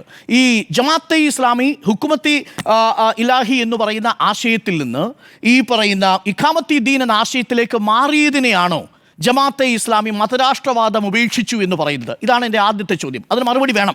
സാങ്കേതികമായൊരു ചോദ്യമാണ്, പക്ഷേ അതിന് മറുപടി വേണം. അതിന് അങ്ങനെയല്ല എന്ന് സ്ഥാപിക്കാൻ ഒരു തെളിവുണ്ട്. കാരണം ഇതിന് അസിസ്റ്റന്റ് അമീർ എന്ന് വേണമെങ്കിൽ നമുക്ക് വിശേഷിപ്പിക്കാൻ പറ്റുന്ന ഷൂറ അംഗം കൂടിയായ ഷെയ്ഖ് മുഹമ്മദ് കാരക്കുന്ന് പറഞ്ഞ പ്രസംഗത്തിൽ പറഞ്ഞൊരു വാചകമുണ്ട്. ആ വാചകം ഞാൻ ഉദ്ധരിക്കാം. ടു കോട്ട് ഷെയ്ഖ് മുഹമ്മദ് കാരക്കുന്ന്: ആരാധന പൂർത്തിയാക്കണമെങ്കിൽ പോലും ഇസ്ലാമിക രാഷ്ട്രം വരണമെന്നും മഹല്ലും ഹിലാൽ ഹിജ്റ കമ്മിറ്റിയും ഒക്കെ ഇസ്ലാമിക രാഷ്ട്രം വരുന്നത് വരെയുള്ള താൽക്കാലിക സംവിധാനം മാത്രമാണ് എന്ന് പറഞ്ഞിരിക്കുന്നത് ഷെയ്ഖ് മുഹമ്മദ് കാരക്കുന്നാണ്. പ്രതിപക്ഷ നേതാവ് വി ഡി സതീശൻ ഷെയ്ഖ് മുഹമ്മദ് കാരക്കുന്നിൻ്റെ വാക്കുകളെ തള്ളിക്കളയുന്നുണ്ടോ? ഇതുവരെയും ജമാഅത്തെ ഇസ്ലാമിയുടെ ഷൂറ അംഗങ്ങളിൽ ഒരാൾ പോലും ഈ പറയുന്ന ഷെയ്ഖ് മുഹമ്മദ് കാരക്കുന്നിൻ്റെ ഈ സ്റ്റേറ്റ്മെൻറ്റിനെ ചോദ്യം ചെയ്തിട്ടില്ല. ഒരു ഭാഗത്ത് മുജീബ് റഹ്മാൻ പറയുന്നു, ഞങ്ങൾ മൗദൂദിയൻ ആശയത്തിൽ നിന്ന് മുക്തരായി, മതരാഷ്ട്രവാദ ആശയങ്ങൾ അവസാനിപ്പിച്ചു എന്ന് പറയുന്നു. എന്നാൽ മറുഭാഗത്ത് ഷൂറ അംഗം തന്നെ ഈ നിലപാട് വ്യക്തമാക്കുന്നു. അപ്പോൾ അറിയേണ്ടത് ഇതാണ്: ഇപ്പോഴും അതേ രാഷ്ട്ര ആശയത്തിൽ നിന്ന് വ്യതിചലിക്കാതെ നിൽക്കുന്നു എന്നുള്ളതാണ് ഏറ്റവും പ്രധാനപ്പെട്ട കാര്യം. ഇനി 1992 മാർച്ച് മാസത്തിൽ പ്രബോധനത്തിൻ്റെ വാർഷിക പതിപ്പ് സയ്യിദ് ഹമീദ് ഹുസൈൻ ഒരു ലേഖനം എഴുതുന്നുണ്ട്. ഹുക്കുമത്തെ ഇലാഹിക്ക് പകരം ഇഖ്മത്തെ ദീൻ എന്ന രണ്ടും ഒരേ അർത്ഥത്തെയും ആശയത്തെയുമാണ് സൂചിപ്പിക്കുന്നത് എന്ന് പ്രബോധനം വാരികയിൽ എഴുതിയിട്ടുണ്ട്. അപ്പോൾ എൻ്റെ ചോദ്യം ഇതാണ്, ജമാഅത്തെ ഇസ്ലാമിയിലെ സുഹൃത്തുക്കളോടുള്ള എൻ്റെ ചോദ്യം, ഈ വെൽഫെയർ പാർട്ടിയുമായി പ്രവർത്തിക്കുന്നവരോടുള്ള എൻ്റെ ചോദ്യം, നിലവിൽ ഷെയ്ഖ് മുഹമ്മദ് കാരക്കുന്ന് നേരത്തെ സൂചിപ്പിച്ചൊരു കാര്യമുണ്ട്. ഇത് ജാഹിലിയത്താണ്. ഏത്? അനിസ്ലാമികമായിട്ടുള്ള ഭരണവ്യവസ്ഥയോട് ചേർന്ന് പ്രവർത്തിക്കുന്നത് ജാഹിലിയത്തും അനിസ്ലാമികവുമാണ് എന്നാണ്. അത് താഗൂതിയനാണ് എന്ന് പറഞ്ഞു കഴിഞ്ഞാൽ പൈശാചിക പാർട്ടിയുമായിട്ട് ചേർന്ന് പ്രവർത്തിക്കുന്നത് പോലെയായി തീരും എന്ന് പറഞ്ഞിരിക്കുന്നു. 2011 വെൽഫെയർ പാർട്ടി രൂപീകരിച്ച് വ്യത്യസ്ത മുന്നണികൾക്ക് പിന്തുണ നൽകുമ്പോൾ നിങ്ങൾ ഇത് ജാഹിലിയത്തിൽ ചേർത്ത വെള്ളമാണോ, അഥവാ ജാഹിലിയത്താണ് എന്നുള്ള നിലപാടിൽ ചേർത്ത വെള്ളമാണോ, അത് അനിസ്ലാമികമാകാതിരിക്കുകയാണോ എന്ന ചോദ്യമാണ് എനിക്ക്. അവിടെ ഒരു കാര്യം ചെയ്യാമല്ലോ, ഈ കോൺഗ്രസിന് ജാഹിലിയത്തായി മാറാം. മൗദൂദിയൻ ആശയം അവരങ്ങ് അംഗീകരിച്ചു. അതാണ് മൗദൂദിയൻ ആശയങ്ങൾ ഇനി കോൺഗ്രസ് അംഗീകരിക്കേണ്ടി വരും. അങ്ങനെയാണെങ്കിൽ മാത്രമേ ഈ ആശയം നിലനിൽക്കൂ. കാര്യം അടിസ്ഥാനമായി അതിൻ്റെ മൗലിക പ്രമാണം ഇപ്പോഴും നമ്മൾ ഈ സൂചിപ്പിച്ച ഹുക്കുമത്തെ ഇലാഹിക്ക് പകരം വന്ന ഇഖാമത്ത് ദീൻ എന്ന് പറയുന്ന ആശയത്തിൽ നിൽക്കുന്നു. അത് രണ്ടും ആശയപരമായി വ്യത്യാസപ്പെട്ടതല്ല എന്ന് തന്നെ പ്രബോധനത്തിലൂടെ വിവിധ എഴുത്തുകാരും ചിന്തകരും പറയുന്ന സാഹചര്യത്തിൽ വി ഡി സതീശൻ പറഞ്ഞതിന് എന്താണ് സാങ്കത്യം എന്നുള്ളതാണ് ചോദ്യം. ഇതാണ് വി ഡി സതീശനെ കുഴപ്പത്തിലാക്കുന്നത്, ഇതാണ് കോൺഗ്രസിനെ കുഴപ്പത്തിലാക്കുന്നത്. അതല്ലാതെ വെൽഫെയർ പാർട്ടി കോൺഗ്രസിന് പിന്തുണ കൊടുക്കുന്നതോ വെൽഫെയർ പാർട്ടി LDFിന് പിന്തുണ കൊടുക്കുന്നതോ ഒരു പ്രധാനപ്പെട്ട ചർച്ചാ വിഷയമേ അല്ല. കാലാകാലങ്ങളായി മാറി കൊടുത്തിട്ടുണ്ട്. 2011 മുതൽ ഏറ്റവും കൂടുതൽ പിന്തുണ പ്രാദേശികമായി ലഭിച്ചിരിക്കുന്നത് 23 ഇടങ്ങളിൽ മലപ്പുറത്ത് LDFിലെ വിവിധ പഞ്ചായത്തുകൾക്ക് പിന്തുണ കൊടുത്തിട്ടുണ്ട്. 2019 വരെ ഈ ആശങ്കയൊന്നും ഉണ്ടായിരുന്നില്ലേ? ഉണ്ടല്ലോ, ആ ആശങ്ക ഉണ്ടല്ലോ. അതുകൊണ്ടല്ലേ ഏതെങ്കിലും ഒരു CPM നേതാവ് ഈ പറയുന്ന വാചകം പറഞ്ഞിട്ടുണ്ടോ? ജമാഅത്തെ ഇസ്ലാമി മതരാഷ്ട്രവാദികളല്ല, ജമാഅത്തെ ഇസ്ലാമി ആശയപരമായി പരിവർത്തനം വായിച്ചോളൂ. ജമാഅത്തെ ഇസ്ലാമി ഏതെങ്കിലും തരത്തിൽ മതപരിവർത്തനം നടത്തി വന്ന, അവരുടെ ആശയങ്ങളിൽ നിന്ന് മാറിയ, മതരാഷ്ട്രവാദം ഉപേക്ഷിച്ച ഒരു സംഘടനയാണെന്ന് പറഞ്ഞൊരു നേതാവിനെ വായിച്ചോളൂ. ഈ സഖ്യാണെങ്കിൽ ഒരു കാര്യം സഖ്യത്തെ കുറിച്ച് ഇവിടെ ആരും പറഞ്ഞിട്ടില്ല. ഞാൻ പറഞ്ഞു സഖ്യത്തെ കുറിച്ച് അല്ല, ഞാൻ പറഞ്ഞ സഖ്യത്തെ കുറിച്ചല്ല പറയട്ടെ. സഖ്യമാണെങ്കിലല്ലേ ഈ ആശയവുമായി ബന്ധപ്പെട്ട വിഷയം ഉണ്ടാകേണ്ടതുള്ളൂ. ഇപ്പോൾ വേറൊരു ആശയത്തിലുള്ള ഒരാൾ അവർക്ക് പിന്തുണ നൽകി ജനാധിപത്യ സംവിധാനത്തിൽ അവർക്ക് വോട്ട് ചെയ്യാലോ. അവർക്ക് വോട്ട് ചെയ്യാനോ ഒരു തീരുമാനം എടുക്കുമ്പോൾ ഞങ്ങൾ ഇത്തവണ UDFനെയാണ് പിന്തുണയ്ക്കുന്നത് അവർക്ക് പറയാലോ. 2019 തൊട്ട് അവരത് പറയുന്നു. അതിനു മുമ്പ് പിണറായി വിജയൻ അവരുമായി ബന്ധപ്പെട്ട് പറഞ്ഞത് മുസ്ലിം സംഘടനകളിൽ വ്യക്തമായ രാഷ്ട്രീയ നിലപാടുള്ള സംഘടനയാണ് ജമാഅത്തെ ഇസ്ലാമി എന്നുള്ളതാണ്. ദേശീയ സാർവദേശിക രംഗത്തെ ജമാഅത്തെ ഇസ്ലാമിയുടെ കാഴ്ചപ്പാട് വളരെ കൃത്യമാണെന്ന് പറയുന്നുണ്ട്. ഞങ്ങളുടെ സ്ഥാനാർത്ഥികൾ 2006 നിയമസഭാ തെരഞ്ഞെടുപ്പിൽ ആദ്യമായി ഇടതുമുന്നണിക്ക് അവർ പിന്തുണ നൽകിയെന്ന് പറയുന്നുണ്ട്. ഇത്തവണ 18 സീറ്റിൽ LDF-നും 2 സീറ്റിൽ UDF-നും അവർ പിന്തുണ നൽകാൻ തീരുമാനിച്ചു എന്ന് പറയുന്നതാണ്. 2009 പറഞ്ഞാണ്. UDF-ന് അവര് ആളുകളെ നോക്കിയിട്ടാണ് പിന്തുണയ്ക്കുന്നതെന്ന് പറഞ്ഞിട്ടുള്ളതാണ്. സ്ഥാനാർത്ഥികളെ നോക്കിയിട്ട് സ്ഥാനാർത്ഥി മൂല്യം. ഇനി അടുത്ത പറയുന്നത് ജമാഅത്തെ ഇസ്ലാമിയെ മുൻപും ചർച്ചകൾ നടത്തിയിട്ടുണ്ട്. ഈ പറയുന്നത് 2011 ഏറ്റവും ഒടുവിലത്തെ. ഇടക്കാലത്ത് ബന്ധം മോശമായപ്പോൾ മുടങ്ങിയതാണ്. ജമാഅത്തുമായി പാർട്ടി രഹസ്യ ചർച്ചയൊന്നും നടത്തിയിട്ടില്ല. അവർ നേതാക്കൾ അവിടെ അങ്ങോട്ട് പോയി കണ്ട കാര്യത്തിനെ കുറിച്ചാണ് പറയുന്നത്. പാലോളി മുഹമ്മദ് കുട്ടി പറയുന്നു, ജമാഅത്തെ ഇസ്ലാമിയുടെ വോട്ട് വേണ്ട എന്ന വിഡ്ഢിത്തം ഞങ്ങൾ പറയില്ല എന്ന്. വിഡ്ഢിത്തം പറയില്ല. CPM-ന്റെ നിലപാടുകൾ പ്രശ്നാധിഷ്ഠിതമാണ്. അപ്പോൾ അതാത് കാലത്ത് സാഹചര്യം അനുസരിച്ച് ആ പിന്തുണ സ്വീകരിച്ചു എന്ന് 2024 ഫെസ്റ്റിവലിൽ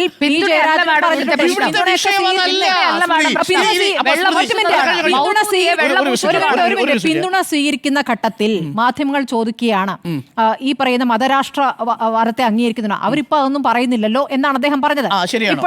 ഇപ്പൊ പറയുന്നുണ്ടോ മതരാഷ്ട്രവാദം? കാരക്കുന്നല്ലോ ഇവിടെ തീരുമാനിക്കും. ഇപ്പോഴത്തെ അമീർ ഈ വിവാദം ശക്തമായ ഘട്ടത്തിൽ 2 തവണ വാർത്താ സമ്മേളനം നടത്തി ഞങ്ങൾക്ക് അങ്ങനെ ഒരു നിലപാടില്ല, ഞങ്ങൾ ആ നിലപാടുമായിട്ടല്ല ഇന്ത്യയിൽ പ്രവർത്തിക്കുന്നതെന്ന് 2 തവണ വാർത്താ സമ്മേളനത്തിൽ പറഞ്ഞായിട്ടാണ് എന്റെ ഓർമ്മ. സ്മൃതിയോടുള്ള എന്റെ ചോദ്യം, 2011 അമീർ അലി ഇതേപോലെ ആരിഫ് അലി എന്ന് തോന്നുന്നു അല്ലെ, അമീർ പറഞ്ഞിരിക്കുന്ന ഒരു പ്രധാനപ്പെട്ട വാചകമുണ്ട്. ഇതേ മുജീബ് റഹ്മാൻ പറഞ്ഞിരിക്കുന്ന വാചകം 2011 അന്നത്തെ ജമാഅത്തയുടെ അമീറും പറഞ്ഞിട്ടുണ്ട്. 2014 ഇതേ UDF-നെ തന്നെ നയിച്ച ഉമ്മൻചാണ്ടി സർക്കാർ ഹൈക്കോടതിയിൽ കൊടുത്ത അഫിഡവിറ്റിൽ പറഞ്ഞിരിക്കുന്നത് എന്താ? ആയിക്കോട്ടെ, അതിനുശേഷം 2019 UDF-നെ പിന്തുണച്ചല്ലോ. ഈ അഫിഡവിറ്റിനൊക്കെ ശേഷമല്ലേ പിന്തുണച്ചത്? ഞാൻ ചോദിച്ചത് വലിയ ആദർശവൽക്കരിക്കരുതേ എന്ന് മാത്രമേ എനിക്ക് പറയാനുള്ളൂ. രണ്ട് മുന്നണികളും ഈ കഴിയുന്ന വോട്ട് വാങ്ങാൻ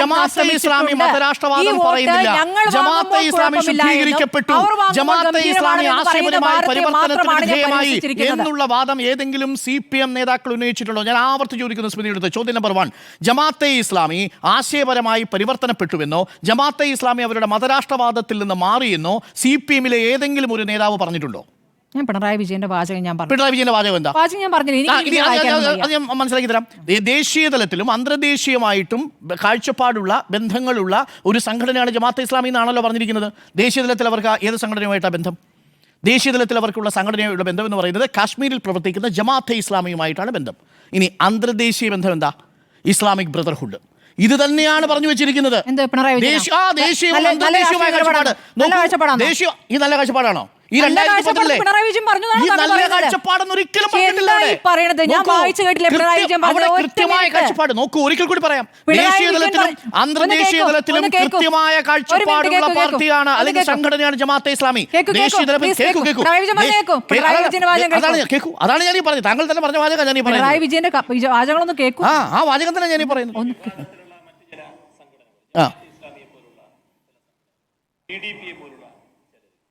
ഞങ്ങളെ സഹായിക്കുന്ന നിലയാണ് ഒന്നുകൂടെ കേൾക്കാം.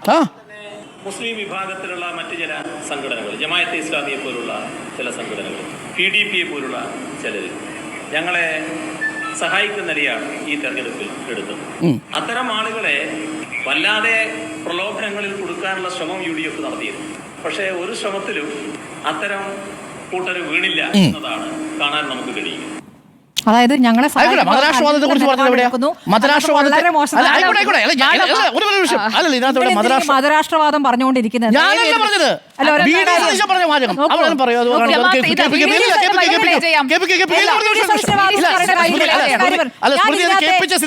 മതരാഷ്ട്രവാദത്തിൽ മാറ്റം വരുത്തിയിരിക്കുന്നു എന്ന് പിണറായി വിജയൻ പറഞ്ഞൊരു വാചകം. മതരാഷ്ട്രവാദത്തിൽ സംഘടനകളിൽ വ്യക്തമായ നിലപാടുള്ള രാഷ്ട്രീയ സംഘടനയാണ് എന്ന് പറഞ്ഞാൽ എന്താണ്? യാതൊരു സംശയമില്ല. മുസ്ലിം ഇസ്ലാമിക് ബ്രദർഹുഡുമായി നോക്കൂ.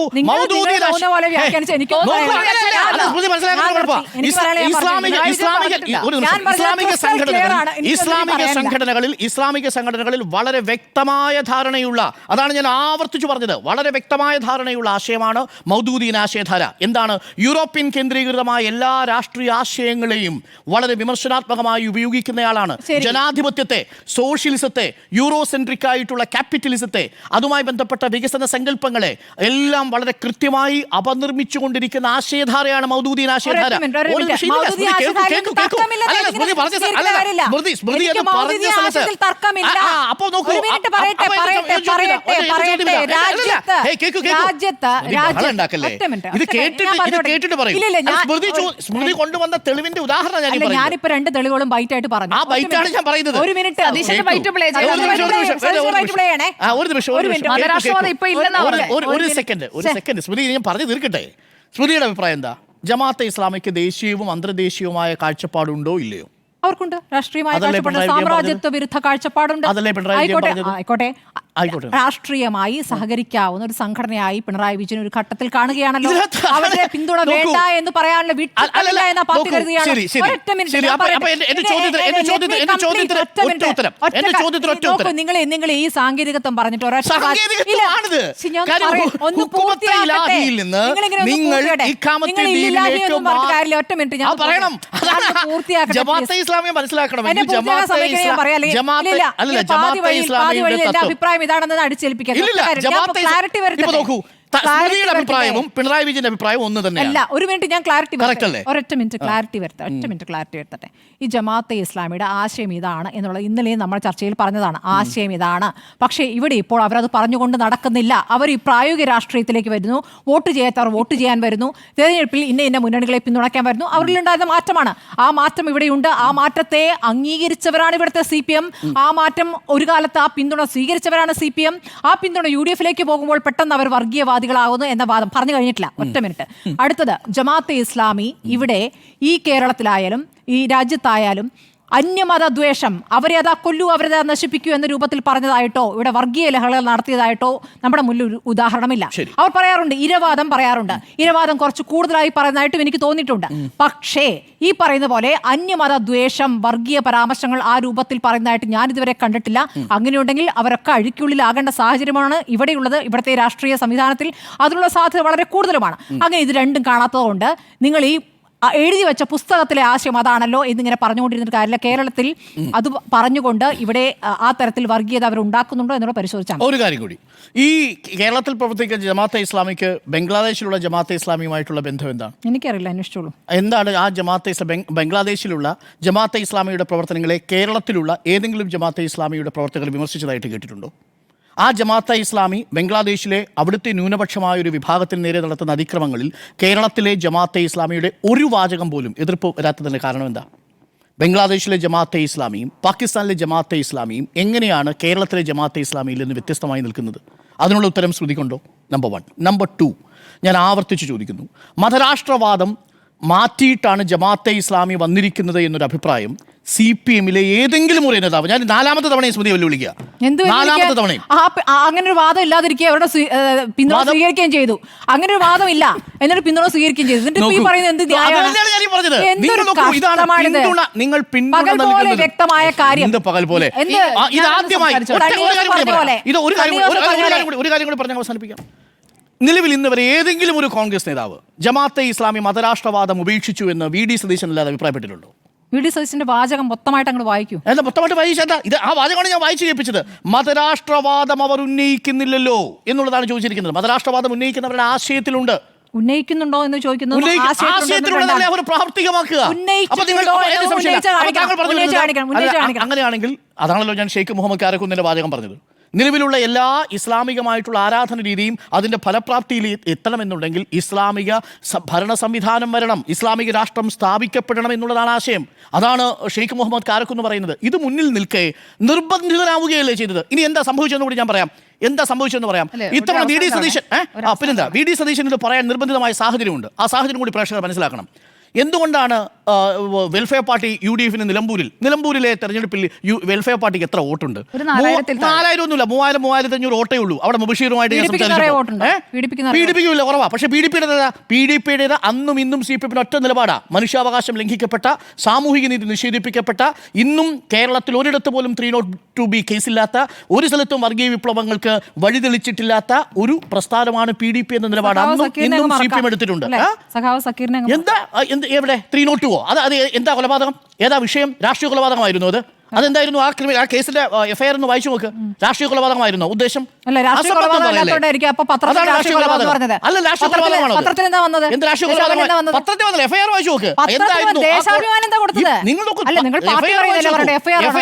പത്രത്തിൽ എന്താണ് വന്നത്? FIR ഇട്ട് നോക്കൂ. പത്രം എന്താണ് പറഞ്ഞത്? FIR ഇട്ട് നോക്കൂ. പത്രം എന്താണ് പറഞ്ഞത്? FIR ഇട്ട് നോക്കൂ. പത്രം എന്താണ് ആ പറഞ്ഞത്? FIR ൽ ആ പത്രം കേസ് എന്താണ് പറഞ്ഞത്? പറഞ്ഞില്ല. FIR അനുസരിച്ചാണ് പാർട്ടി നിലപാട് സാറേ. താങ്കൾക്ക് അഭിപ്രായമുണ്ടോ PDP എന്നുള്ളത് കേരളത്തിലെ ഒരു വർഗീയ പാർട്ടിയാണ് എന്ന അഭിപ്രായം താങ്കൾക്കുണ്ടോ? PDP-യുടെ നേതാക്കൾ വർഗീയ പ്രസംഗങ്ങൾ നടത്തിയിട്ടുണ്ട്. തീർച്ചയായിട്ടും ഉണ്ടല്ലോ. അതല്ലേ നേരത്തെ സൂചിപ്പിച്ചത്. ആ പ്രസംഗങ്ങളോട് പല ഘട്ടങ്ങളിലും വിയോജിക്കുമ്പോഴും 9.5 വർഷക്കാലം ചെയ്യാത്ത കുറ്റത്തിന് തടവിൽ ശിക്ഷിക്കപ്പെട്ട ഒരു മനുഷ്യനോടുള്ള രാഷ്ട്രീയമായിട്ടുള്ള താല്പര്യമാണ് PDP-യോടുള്ള ബന്ധം. വിചാരണ കൂടാതെ 9 വർഷം ജയിലിൽ കഴിഞ്ഞു. ആ മദിനിയെ ചേർത്ത് പിടിക്കുക എന്നുള്ളത് കോൺഗ്രസിന്റെ CPM-ന്റെ മാത്രം ഉത്തരവാദിത്വമാണോ? കോൺഗ്രസ് ചെയ്തിട്ടില്ലേ? ഉമ്മൻചാണ്ടി പോയിട്ടില്ലേ? KC വേണുഗോപാൽ പോയിട്ടില്ലേ? ഞാൻ ഇന്നലെ പറഞ്ഞ പോലെ തർക്കം ഇത്രേ ഉള്ളൂ. PDP-യെയും ജമാഅത്തെ ഇസ്ലാമിയെയും ഒരേപോലെ കാണാൻ കഴിയുമോ? ഒന്നാമത് മദനിയുമായി ബന്ധപ്പെട്ട എല്ലാവരും നിലപാടെടുത്തത് PDP-യുടെ നിലപാടുമായി ബന്ധപ്പെട്ടല്ല. മദനി എന്നൊരു രണ്ടായി തന്നെ കാണണം. ജമാഅത്തെ ഇസ്ലാമിക്ക് ദേശീയവും അന്തർദേശീയവുമായ കാഴ്ചപ്പാടും ബന്ധങ്ങളുമുള്ള ഒരു പാർട്ടിയാണ്. നിരോധിക്കുന്നേ 2 തവണ നിരോധിച്ചതാരാ? 2 തവണ നിരോധിച്ചതാരാ? ജമാഅത്തെ ഇസ്ലാമിയെ 2 തവണ ഇന്ത്യ രാജ്യത്ത് നിരോധിച്ചതാരാ? ആയിക്കോട്ടെ, 2 തവണ RSS നിരോധിച്ചിട്ടുണ്ട്. അല്ല, 2 തവണ നിരോധിച്ചതാരാ? നിരോധിച്ചിട്ടുണ്ട്. ആയിക്കോട്ടെ, കോൺഗ്രസ് അല്ലേ? ആയിക്കോട്ടെ. ഒന്ന് 1975 സാഹചര്യം ഉണ്ടായിട്ടുണ്ട്. രണ്ടാമത്തത് അതത് സാഹചര്യങ്ങളിൽ അല്ലേ? അതത് സാഹചര്യങ്ങളിൽ അങ്ങനത്തെ തീവ്ര നിലപാട് ഇപ്പോൾ എടുക്കുന്നില്ല എന്ന് മനസ്സിലാക്കൂടെ? ആ തീവ്ര നിലപാടിന്റെ കാര്യമാണ് ഞാൻ ഈ മുഹമ്മദ് സ്റ്റേറ്റ്മെന്റ് പറഞ്ഞത്. അതാണ് അവരുടെ ഭരണഘടനയിലും ആശയത്തിലും പറഞ്ഞിരിക്കുന്നത്. അതായത് ഇതാണ് വിഷയം. ജമാഅത്തെ ഇസ്ലാമി 1992 നിന്ന് 1987 ശേഷം ആ പാർട്ടി 1987 ശേഷം ആ പാർട്ടി തുറന്നെതിർത്തിരിക്കുന്ന ഒരു പാർട്ടിയും ആശയവും CPM ആണെന്നിരിക്കെ ഇന്നിപ്പോൾ ജമാഅത്തെ ഇസ്ലാമി തങ്ങളുടെ ആശയത്തിൽ നിന്ന് മാറ്റം വന്നിരിക്കുന്നു എന്ന ഒരു സ്റ്റേറ്റ്മെന്റാണ് ഇവിടെ കുഴപ്പം. അതല്ലാതെ ജമാഅത്തെ ഇസ്ലാമിയുടെ പിന്തുണ കോൺഗ്രസിന് കിട്ടുന്നതുകൊണ്ട് ആർക്കാ ഇവിടെ വിഷമം? 3000-3500 വോട്ട് അത് വോട്ട് ചെയ്യുമെന്ന് പോലും ഞാൻ കരുതുന്നില്ല. കാരണം അവിടെ ആര്യാടൻ ഷൗക്കത്താണ് നിൽക്കുന്നത്. ആര്യാടൻ ഷൗക്കത്ത് ഇതേ ജമാഅത്തെ ഇസ്ലാമിയെ കുറഞ്ഞ വാക്കുകൾ ഇപ്പോൾ ആര്യാടൻ ഷൗക്കത്ത് വിഴുങ്ങുമോ? സ്മൃതി, ആര്യാടൻ ഷൗക്കത്ത് എന്താ ജമാഅത്തെ ഇസ്ലാമിയെ കുറിച്ച് പറഞ്ഞത്? ഇവിടെ എല്ലാവരും വിഴുങ്ങും പിന്നെയും വർത്താനം പറയുകയൊക്കെ ചെയ്യുന്നു.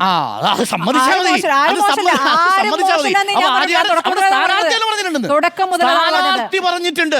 പക്ഷെ അന്നും ഇന്നും ഒരൊറ്റ വാചകമേ പറഞ്ഞിട്ടുള്ളൂ സ്വരാജ്. അന്നും ഇന്നും ഒരൊറ്റ വാചകമേ പറഞ്ഞിട്ടുള്ളൂ. അത് വർഗീയ കക്ഷികൾ എന്ന് പറയുന്നത് മനുഷ്യരായി ഞങ്ങൾ കണക്കാക്കുന്നില്ല, വർഗീയത പറയുന്ന മനുഷ്യരെ മനുഷ്യരായി കണക്കാക്കുന്നില്ല, ഞങ്ങൾക്ക് നല്ല മനുഷ്യരുടെ വോട്ട് മതി എന്ന് പറയുമ്പോൾ ഒരു വർഗീയവാദിയുടെയും വോട്ട് വേണ്ട എന്ന് പറയുന്ന ഒരാൾ ഒരു ഭാഗത്ത് നിൽക്കുന്നു. മറ്റൊന്ന് ഇതൊരു വർഗീയ കക്ഷിയാണ് എന്ന നിലപാടെടുത്ത യോജിച്ചു പോകാൻ കഴിയില്ല എന്ന നിലപാടെടുത്ത ഒരാൾ അത് വിഴുങ്ങി നിൽക്കുന്നു. ഇവരിൽ ആരെ വേണം എന്നുള്ളതാണ് ഇപ്പോൾ മണ്ഡലത്തിൽ ചർച്ചാ വിഷയം. അതുകൊണ്ടാണ് ഞാൻ പറഞ്ഞത് ടു സം അപ്പ് 4 പ്രധാനപ്പെട്ട വിവാദ വിഷയങ്ങളും നിലവിൽ UDF-ന് ബാധ്യതയായി തീർന്നിരിക്കുന്നു എന്നുള്ളതാണ് എൻ്റെ ടേക്ക്. ഒഴിയാത്ത വിവാദങ്ങളാണ്. സുജയനിടയ്ക്ക് ഒന്ന് ചോദിച്ചു. ഞാൻ ചോദിക്കാൻ വന്നത് ഈ ജമാഅത്തെ ഇസ്ലാമി ഇപ്പോൾ എടുക്കുന്ന ഈ ഒരു മുഖംമൂടി ഉണ്ടല്ലോ, ആ മുഖംമൂടിയാണ് ഇപ്പോൾ കോൺഗ്രസ് യഥാർത്ഥത്തിൽ വെച്ചു കൊടുക്കുന്നത്. ജമാഅത്തെ ഇസ്ലാമിക്ക് ഇവിടെ പ്രവർത്തിക്കണമെന്നുണ്ടെങ്കിൽ ജമാഅത്തെ ഇസ്ലാമിയെക്കുറിച്ച് കൃത്യമായി പഠനങ്ങളൊക്കെ നടക്കുകയും അതേക്കുറിച്ചൊക്കെ എഴുതുകയും ചെയ്തതാണ്. ഡോക്ടർ നേരത്തെ പറഞ്ഞ ഹുക്കുമത്തെ ഇലാഹിയൊക്കെ ഈ political Islam in the subcontinent the Jamaat-e Islami Frederic ഗ്രേറിന്റെ പുസ്തകമാണ്. ആ പുസ്തകത്തിൽ കൃത്യമായി പറയുന്നുണ്ട് എങ്ങനെയാണ് ജനാധിപത്യത്തോടുള്ള വ്യാജവും സംശയാത്മകവുമായ ഒരു ബന്ധം സ്ഥാപിക്കുന്നതിന് വേണ്ടിയിട്ടുള്ള ഒരു മറയായി മറ്റ് വിശ്വാസ്യതയുള്ള രാഷ്ട്രീയ പ്രസ്ഥാനങ്ങളെ അവർ ഉപയോഗിക്കുമെന്നതാണ് അതിലെ കണ്ടെത്തൽ. അപ്പോൾ കോൺഗ്രസ് ആ രീതിയിലുള്ള ഒരു നിന്നുകൊടുക്കലിന് നിൽക്കണോ? പ്രത്യേകിച്ചും സീക്രട്ട് സൊസൈറ്റി എന്ന് മുസ്ലിം ബ്രദർഹുഡിനെ പറഞ്ഞ രാഹുൽ ഗാന്ധിക്കൊപ്പമാണോ അതോ ഇവിടെ ഈ VD സതീശനൊപ്പമാണോ കോൺഗ്രസ്, യഥാർത്ഥ കോൺഗ്രസ്? അതാണ് അറിയേണ്ടത്. ആര്യാടൻ ഷൗക്കത്ത് പറഞ്ഞ വാചകം ടു കോട്ട് ISS ഉൾപ്പെടെയുള്ള ലോകത്തെ സർവ്വ തീവ്രവാദ സംഘടനകളുടെയും മാതൃപ്രസ്ഥാനമാണ് ജമാഅത്തെ ഇസ്ലാമി. അബൂബക്കർ ബാഗ്ദാദി ഉൾപ്പെടെയുള്ള ആഗോളതലത്തിൽ തന്നെ മുഴുവൻ ഭീകരരുടെയും ആശയ സ്രോതസ് ജമാഅത്തെ സ്ഥാപകൻ അബുൽ ആല മൗദൂദിയാണ്.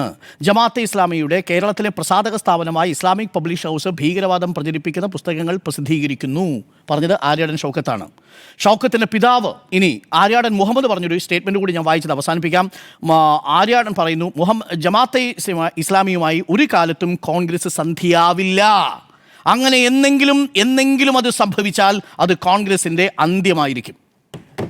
എന്തെങ്കിലും പറയാനുണ്ടോ സ്മൃതിക്ക്? എനിക്കൊന്നും പറയാനൊന്നുമില്ല. ഇനി ഒരു കാര്യം കൂടി, എയർപോർട്ടിലെ പതാക ഉയർത്തിയ സമയത്ത് കണ്ട ആൾ തീവ്രവാദിയാണ് എന്ന അഭിപ്രായത്തിൽ താങ്കൾക്ക് അഭിപ്രായ വ്യത്യാസമില്ലല്ലോ? സയ്യിദ് ഖുത്തുബുദ്ദീൻ. എനിക്കറിയില്ല. ഓക്കെ, ശരി. അപ്പോൾ നമുക്ക് ഒഴിയാത്ത വിവാദങ്ങളോ എന്നുള്ളതായിരുന്നു ചോദ്യം. വിവാദങ്ങളിൽ നമ്മുടെ മറുപടി 3 പേരുടെ അഭിപ്രായം വിവാദങ്ങളാണ് നിലമ്പൂരിൽ ഇപ്പോൾ ഒരുപാട് നിലനിൽക്കുന്നത്. വിസ്മയങ്ങൾ കാണേണ്ടി വരും ഇനി. താലിബാൻ വിസ്മയം എന്ന് പറഞ്ഞ അതെ, അതായത് നജീബുള്ളയെ ഒക്കെ ആണെങ്കിൽ അങ്ങ് നിരോധിക്കണം. അങ്ങനെയല്ല, അല്ല, നജീബുള്ളയെ തൂക്കിലേറ്റി അഫ്ഗാൻ ഭരണം താലിബാൻ പിടിച്ചെടുത്തതിന്റെ പിറ്റേ ദിവസം വിസ്മയം പോലെ താലിബാൻ എന്നായിരുന്നു മാധ്യമത്തിന്റെ എഡിറ്റോറിയൽ. അത് ഓർമ്മ വന്നുകൊണ്ട് പറഞ്ഞു വി ഡി സതീശൻ കണ്ടിട്ടുണ്ടാവില്ലെന്ന് തിരക്കല്ലേ. 96-ലല്ലേ? അതെ. അപ്പോൾ യെസ് എന്ന് 3, നോ എന്ന് 0. 96 എഡിറ്റോറിയലും വന്നത്.